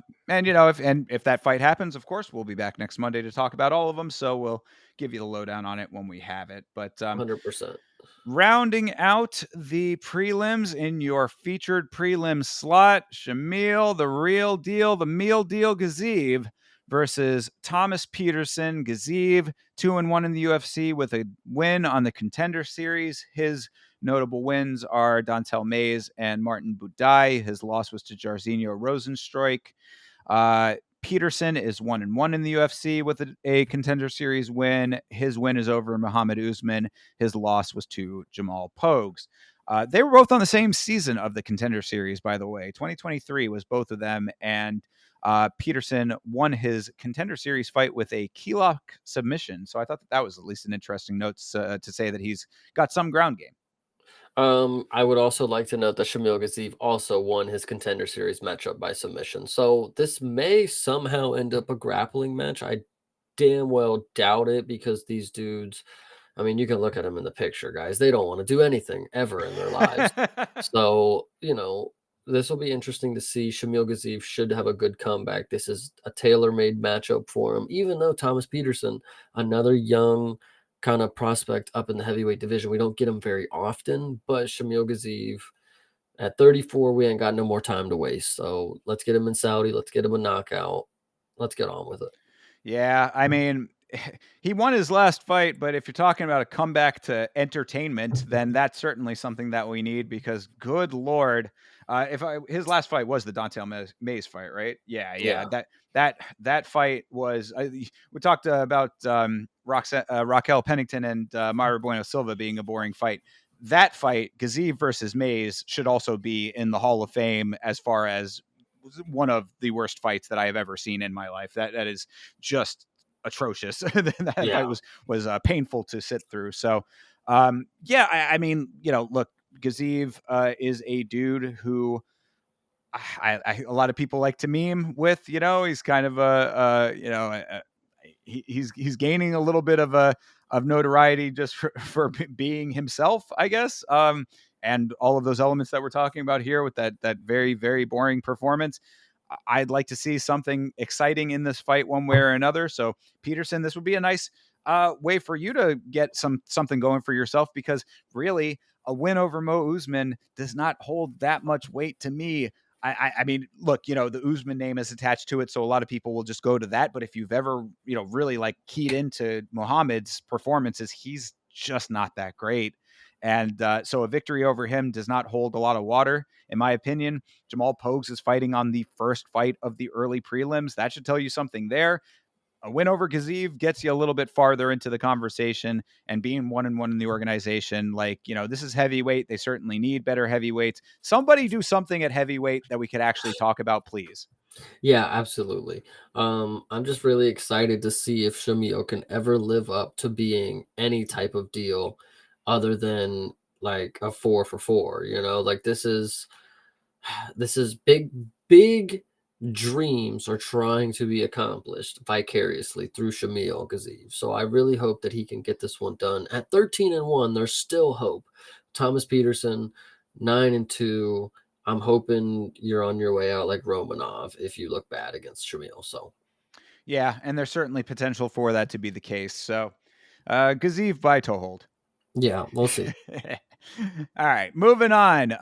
Some perhaps more entertaining fights, hopefully. We got Muhammad Naimov versus Khan Offley. Khan Offley, tough finalist. Yeah. Notable wins over Nathan Fletcher and Rody Rhodes on the Contender Series. And of course, his loss came to the Ultimate Fighter himself, Mr. Myron Santos. So good company there. And Naimov is 3-1 in the UFC. Notable wins over Nathaniel Wood and Jamie Malarkey. His loss was to Felipe Lima. Yeah, this one is gonna be interesting. I'm really happy that they moved this to the main card, if indeed it stays there. I think Khan O'Fly is what I say, by the way. Khan O'Fly, I hope he can have a good comeback, and this would be a great one. This is another dog that I'm really believing in heavy, but Muhammad Naimov, I don't know. I mean, it's really hard to say. If he lost to what was it, Felipe Lima? Yeah. Yeah, that is a pretty good matchup. Kano Fly is definitely not on that level yet, but I feel like he, as an Australian, he can pull something off, man. I believe in him. I would say so too. I mean, the way that he fought on The Ultimate Fighter, you can tell that even if he's like still needing a little bit of polish, he's sort of in that early phases of kind of coming into what he really should be as a fighter, I would say, even though he is 31. So it's not, he's not there yet, but it's like it needs to start. Definitely now is like the time that it needs to start showing up. But even for as unpolished as he was, what I do think that he definitely has is a lot of like go get it attitude. Like he'll bring Mhm. the fight to you. So I think that Naimov might get overwhelmed by that. I think that there may be potential for that. He's going to have to have his wits about him early. That would be my big note for Naimov, is just to be ready for the fight to be in your face from like the jump. If he can weather the storm on that, bring it into the later rounds, then yeah, I think Naimov might be able to take it, in that capacity. But I'm also kind of pulling for O'Fly, however you want to say it.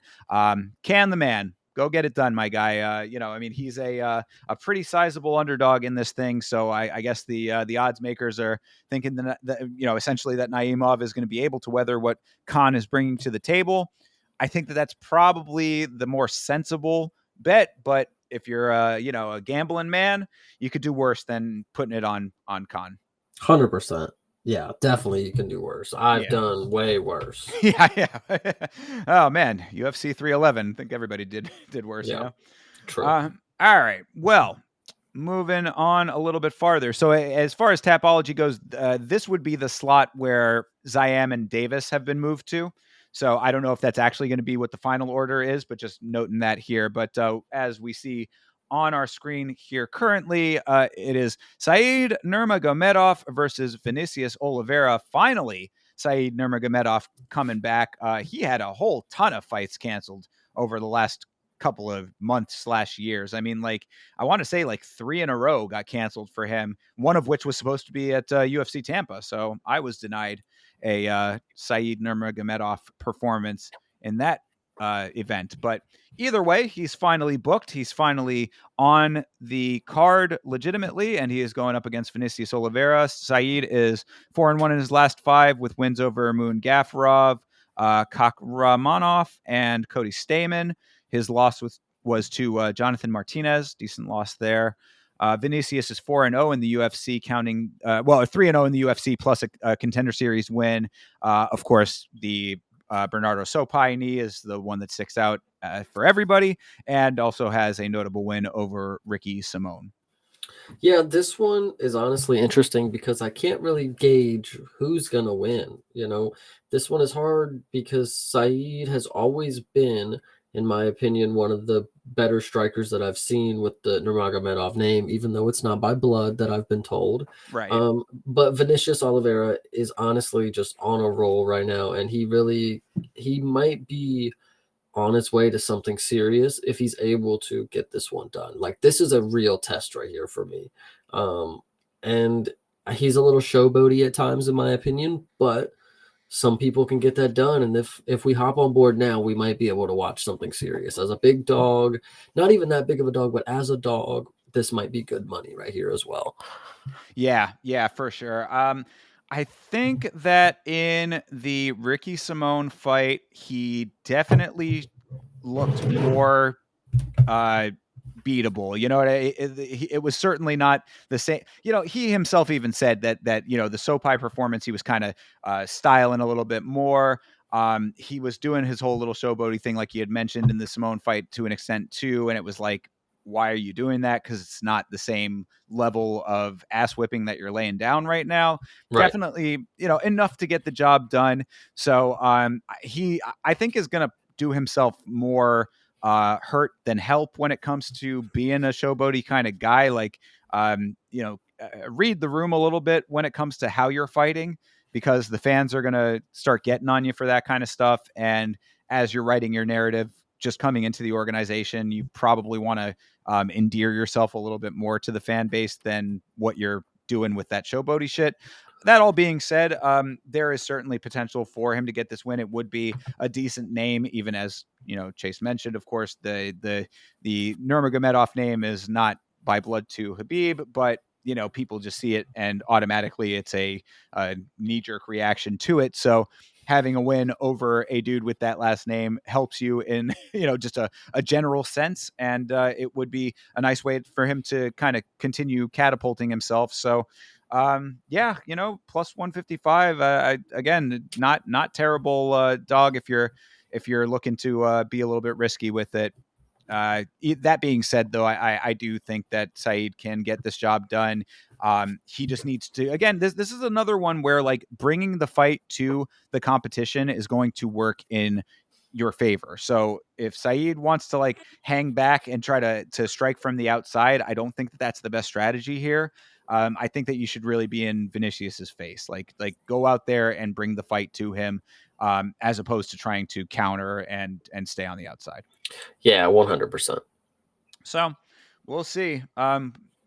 Yeah, I'm a little bit on the fence. This is another one where I'd probably hedge the bets. I'd say that I'm going for Saeed in this fight, but I'll put Vinicius on a secondary parlay. I hear you. All right, moving into the main stretch here, we got Sergey Pavlovich versus Jairzinho Rozenstruik. Pavlovich 3-2 in his last 5. His wins recently were over Curtis Blades, Tai Tuivasa, and Derek Lewis. His losses were to Tom Aspinall and Alexander Volkov. That is a 2-loss streak that he is on. Jairzinho Rozenstruik also 3-2 in his last 5. His wins were over Tai Tuivasa, Shamil Gaziev, and Chris Dawkins, I believe. It was Chris or Kyle, I forget which one, but one of the Dawkins brothers. And his losses were to Jalton Almeida and Alexander Volkov as well. So some shared competition between these two guys. They have not fought each other yet, but here we go. Can Pavlovich come back, Chase? No, I'm going to go ahead and say that the Russian missile crisis might be he might be cooked, man. Rozenstruik has been looking good on the outside with his kickboxing. He looked not, I can't say rare form because I don't know what form he was ever in, but he does look locked in. Like, he looks like he's locked in to get these fights won the way that he wants to. Losing to Volkov isn't horrible on both of their ends. Obviously, losing to Tom Aspinall isn't horrible on Pav's end, but it's a noticeable decline. If you lose to Tom Aspinall and then Volkov, it's like, okay, well, who are you losing to next?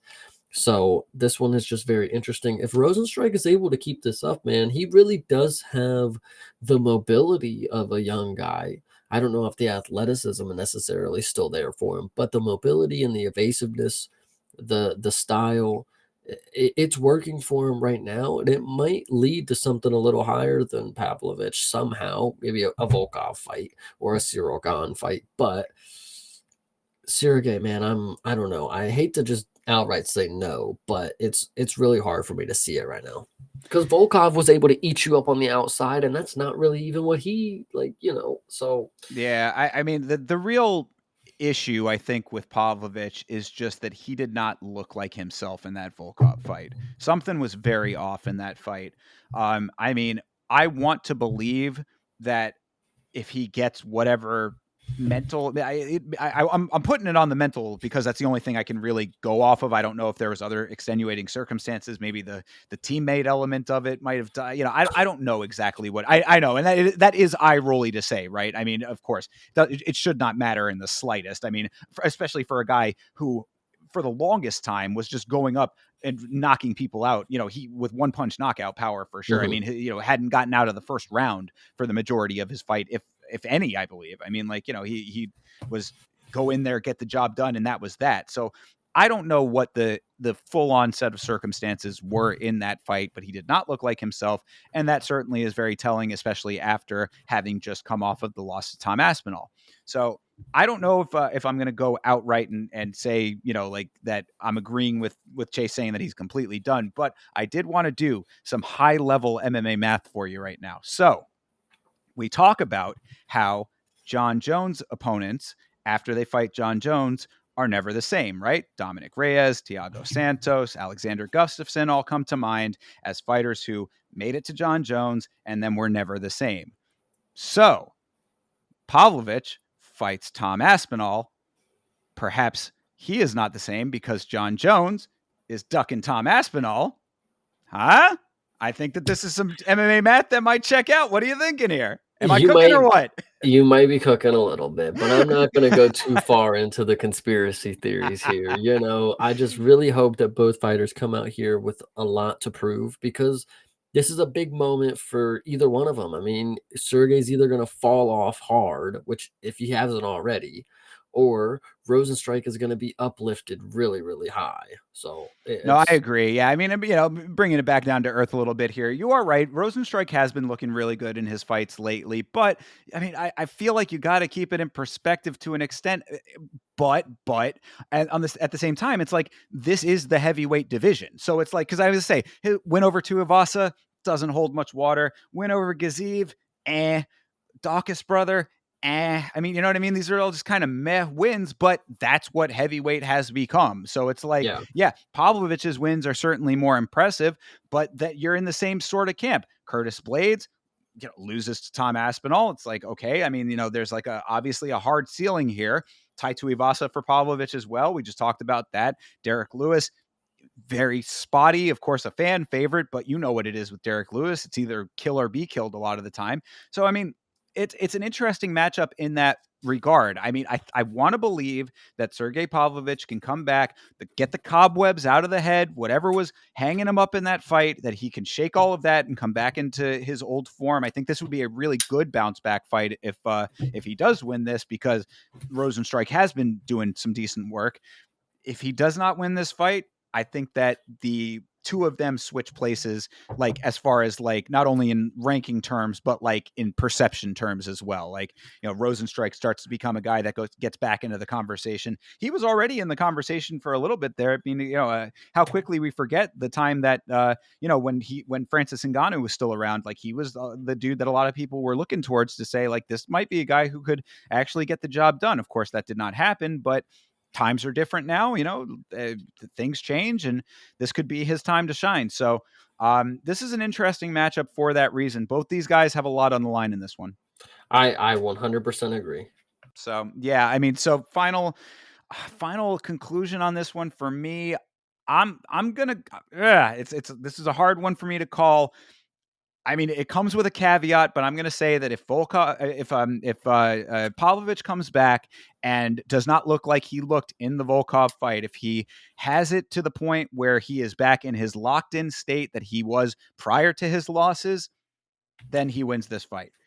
If I if agree. that if that guy is just gone, then that's what it is. It's just tough is what it is, man. Exactly. It's Yeah. really unfortunate. Yeah, for sure. So I think that this is another one where I'll go with Rosenstrike, but have Pavlovich on a separate parlay. I'm gonna have a whole bunch of separate secondary parlays going on in this one. I hear you. All right. Moving on to your co-main event. Shara Magomedov versus Michael Venom Page. MVP is 1-1 in the UFC. He has a win over Kevin Holland. His loss is to Ian Gary. Shara is undefeated in the UFC. His wins or notable wins, that is, are over Armin Petrosian, Mikhail Olashechuk, and Antonio Tricoli. MVP's most recent win was in a grappling match against Carlos Condit, of all people, which that was just an odd thing that I wanted to throw in there as a just an odd little side note. Does not have any bearing on this fight, but just did not expect to see Carlos Condit popping up in any capacity anymore. I did not realize that he was still competing even in grappling terms. And then B, getting beaten by MVP in grappling, who just got out wrestled, out grappled by Ian Gary. Just an odd note. But anyway, what are your thoughts on this fight, Chase? I actually would like to make a point that MVP, if he did anything, he made the right move to leave Bellator. So, You think so?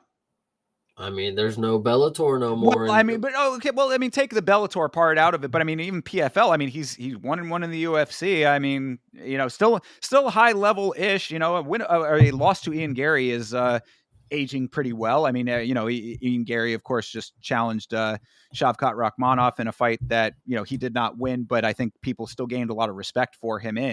Almost finished Shavkat in that fight. I think when he came in, beating Kevin Holland, he kind of took a little bit of his gatekeeperness because now MVP, for what he is right now, he's the fun guy that we want to see against the fun strikers. I know Ian Gary wrestled with him, but at the time it was striker v striker. Like Ian Gary is an elite striker. Same thing with MVP and Shara. This is a good matchup for him to just come in here. And I don't say he was like not necessarily gatekeeping anybody out, but he's somebody that they throw in there for a specific style against somebody. So I think that's Yeah. important. And this is up a weight class, so he seems versatile. That's what the business loves. He can go back down if he wants, like he said, and we'll see what fun matchup he gets. Maybe it's the Wonder Boy send off. Who knows? Could be. Well, so all of that being said, what's your assessment of this fight? I mean, who's going to win? Oh, Shara's gonna win. MVP's 37. All right. Well, I mean, just going off of age, you don't think that the elite striking of MVP is going to be able to beat the fucking weird spinny shit of Shara? No, I'm gonna take Shara again. I don't know why we're gonna be surprised because he really is like if he had two eyes and was knocking people out, we would all be like okay with it. We'd be like, wow, look at this guy. But it's the fact that he's got one eye leaves you to believe that he's not as good as he actually is. But he is finishing people. Like it's not like he's just going out here and getting some fluke stuff. Like he fought 3 hard rounds with Anthony Trocoli and bounced his head off the cage. He fought a good 2.5 rounds with Armin, not Sarukian, Ar Petrosian. Petrosian, and bobbed him hard. So I'm just Two saying, times. like, Yeah, double bopped him. exactly. Like, so, like, Shara really is him, MVP. Maybe at one time, if the right people were watching him, and he did have his time as the charismatic, creative striker. But I think Shara is just younger, and I think he's just in his mode right now. He's very active. What we often forget about Shara. He fought 3 times last year, got 3 knockouts. I'm pretty sure. Maybe I'm Yeah. wrong. He went to decision with Olajaychuk. Shaychuk, yeah. Yeah, you're right. But either way, I mean, look, the logic is certainly there. I'm not going to deny you on that. I feel like I'm just a hater, and I'm thoroughly admitting this because there is just something about Shara when I see him fight that just does not scream elite to me. Mhm. And I mean, I really wish that I could put my finger on it a little bit more, like definitively. It's just something about like his methodology in these fights just seems very like slapped together. It seems somewhat sloppy. It just has been working for him. And Mhm.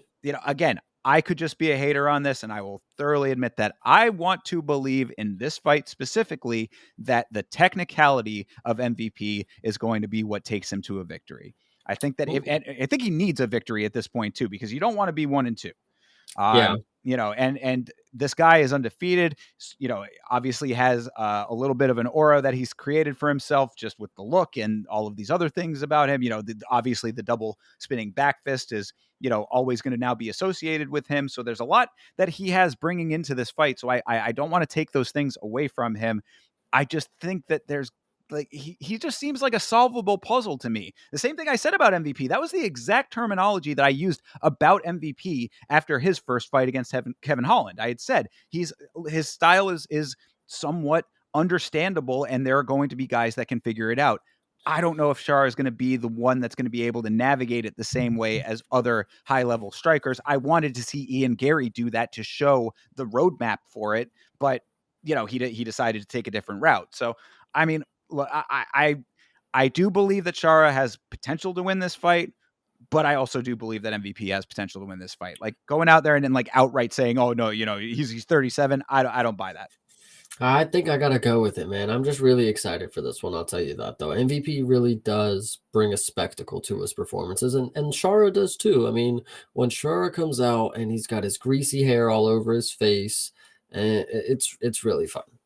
Yeah, no, and I'll certainly grant you that. That Shara, there is entertainment value in these fights for him for sure.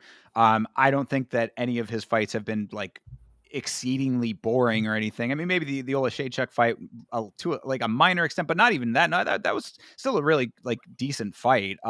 It just sucked because Olashaychuk was just kind of deer in the headlight for a lot of it.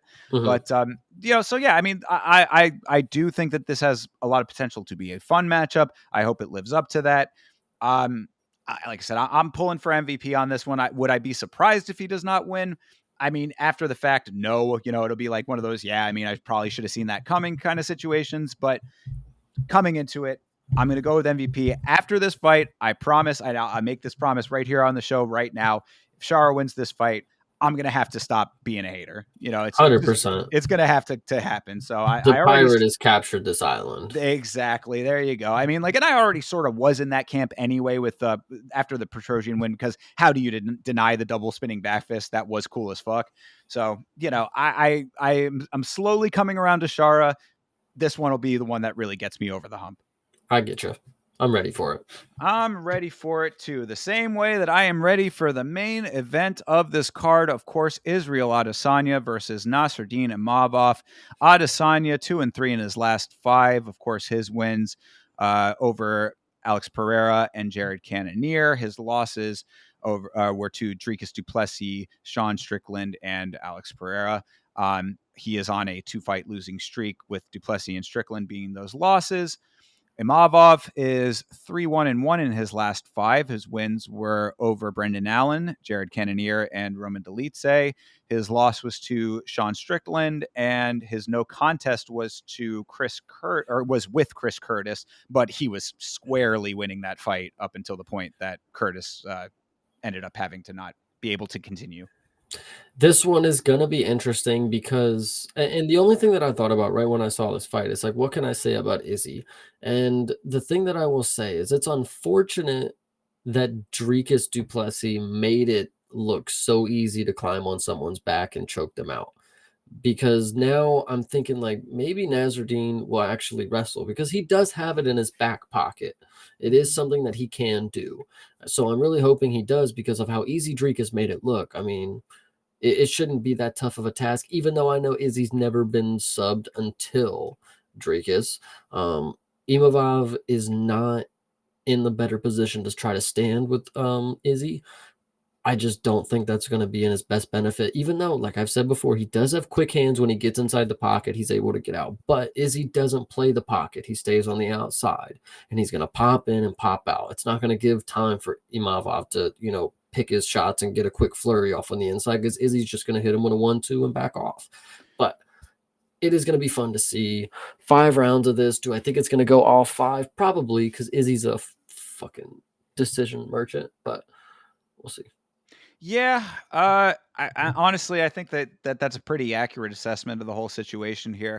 Watching back the Chris Curtis fight, because I had gone back and said, I saw the no contest, and I was like needing to jog my memory as to what went down there. That was like a clash of heads. As I had said, Imavov was winning that one pretty squarely. But the one note that I did have from rewatching some of that was exactly what you had said, that he does have really decent striking when he's able to get it all off. But you were exactly right in your assessment. I mean, Izzy is, he'll snipe from the outside, circle out a whole lot. I mean, like, the wide stance situation. I mean, it's a lot going for Izzy when it comes to the striking. Imavov, if he wants to try to wrestle, is going to have to really commit to these takedowns. Like, I would hope that, if like, the problem with Izzy is that, like, the awkwardness of Drekus is really what sold all of that, because he was able to get him in a kind of an off motion that was, set up to get him down, where a lot of these guys go for straightforward pressure, and Izzy just doesn't play that game. So it's like, it's a little bit hard to think that Imavov is going to be able to just back him down. Izzy does not get back down very easily. It took a really awkward, clunky Duplessis style takedown to make that effective. But, I mean, we got to really see. I think that the big, like, note of this fight is just that it's really going to show almost a similar note to the Sergey Pavlovich fight, in the sense that, like, we got to see if this, if like the Izzy that we all knew when he was one of the most dominant champions in the history of this sport is still in that body. I mean, like, Hmm. is he still that guy? Because, these two losses, the Strickland loss, you could have said was a fluke. I don't think it was, but, I mean, you could have said that mentally he wasn't there. Whatever. The Duplessis loss really kind of washes that line of thinking out the window. So, um, 100%. yeah. So I mean, it's one of those things. Like, this really is sort of make or break for Izzy, as far as, like, him staying in the conversation. He's already been talking about how he just sort of wants to, um, bring fun back to the division, and that kind of, like, narrative. And I'm like, He that was does, never that fun, I but well, and regardless of even how you feel about that, just that line of thinking just sort of, like, gives me the impression that, like, he's sort of resigned to not being back to the belt. And if that's the mentality, which is, look, man, I mean, if there's something that has changed in you, I mean, he's only 35, but he is 35. So, it's that 34 is usually that cutoff. He is past that point. It's like, if he's sort of resigned to just being like, I'm going to be the fun guy, then that does not bode well for against a guy like Imavov, who is certainly trying to get that belt. I mean, Imavov is gunning for it. So 100%. yeah, so this is a little bit of a tough one in that regard. I've got to kind of go with the Imavov. I mean, just for those reasons. I mean, I don't know if the Izzy of old is still there. I think that this is the perfect fight to see if it is, though, because if he Mhm. cannot beat Imavov, then yeah, I mean, he's going to be one of those dudes that's going to hang out in the 7 to 10 range of the top 15. Yeah, this one is gonna be a good one to cap off the night. It's unfortunate that it is probably gonna be a 5-round boring decision, but it is gonna have some good implications after it. It's good to see that Izzy is the favorite. People still have hope in him, and I'm just really excited to see what's going. Yeah, and who knows? I mean, perhaps if Adesanya is really coming out to be the fun guy, then make it fun. Go out there and get a finish. I mean, like, prove your worth on the line. I mean, look, we all know the Izzy of previous years, and as I said, I mean, for being a decision merchant or boring or however you want to look at him, he was one of the most dominant champions we have ever seen in this sport. So you have to give the respect where it is due. And I am certainly no Izzy Glazer. I've had plenty of things to say about him, in a lot of different capacities. There's a whole lot of stuff about him outside of the cage that we don't need to get into, but he's a little bit weird. Um, Regardless, go out there, make this fight entertaining on both sides. If Imavov can really pressure him, if he's able to cut him off and not let him circle out as much, that would be really nice to see. This should be a good fight for either of them if they are on their game in a way that makes sense for this fight specifically. Like, do what you need to do to get a decisive victory because it sends either of them in the trajectory that they're going to be sitting in for a while afterwards. 100%. Yeah. So there you go. So I mean, what your overall? Who's your pick? For this one, I'm gonna have to go Izzy. I think the favorite Vegas must know all, at least to a certain extent. And Imavov never really impressed me too much. So I'm gonna go Izzy, man. I'm gonna go Now, Izzy. I will just say to that note, you have said that in the past. Peyton Talbot. Yeah, true. So anyway, but no, fine assessment on that. I'm going to go Imavov on this one. I think that again, the hunger for the belt is going to be the thing that's going to propel him, and I just don't know if Izzy has it in him anymore. That's where my head is at with it. If Izzy wins, I'd be certainly very happy, but my gut's telling me Imavov. I'm hearing you. Yeah, this will be a fun card, I think. I think so too. And it starts in the middle of the day. So That's I was gonna note that. Just for everybody who, especially if you're on the East Coast, be aware that the prelims of this card start at 9 o'clock in the morning. So this is a morning card for everybody. Gonna have the evening off, so that's gonna be nice. Every once in a while to be able to go out on a Saturday night. But just be ready for getting up early to watch these fights if you are going to be watching along, and you can watch along with both myself and Chase Parton individually. I do a watch along with the Vitz King. Hopefully, Vitz King's sickness will be gone and we'll be watching together. That is at youtube.com/@Yama to watch me and the Vitz King. And Chase, I know that you can tell them where they can find you. they can certainly find me making predictions like this that is about to come out this week for this card. And that'll be on youtube.com/@CP Smalls. And of course, you can find me on Twitter, probably calling out Crazy Kev to a pit matchup in karate combat at Creative Parton, Partin. So hopefully I see you guys there on Saturday for another watch along. You follow my boy. Kev signed the fucking contract, you puss. You can find me on Twitter saying things like that, and also on Instagram at Yama Show as well. We are on Kick, Twitch, and Trovo, in addition to YouTube for your streaming pleasure. There hopefully will be a video out this week on the channel. As I said, I'm going to try to get that GFL video going, so keep an eye on the YouTube channel for that. In the meantime, everybody, we will catch you in the next stream. Of course, this show is Monday night, so make sure you come back for next Monday. We will be breaking down each and every one of the fights we just did our predictions for. Till then, have a great rest of your week. And as always, everybody, fight on.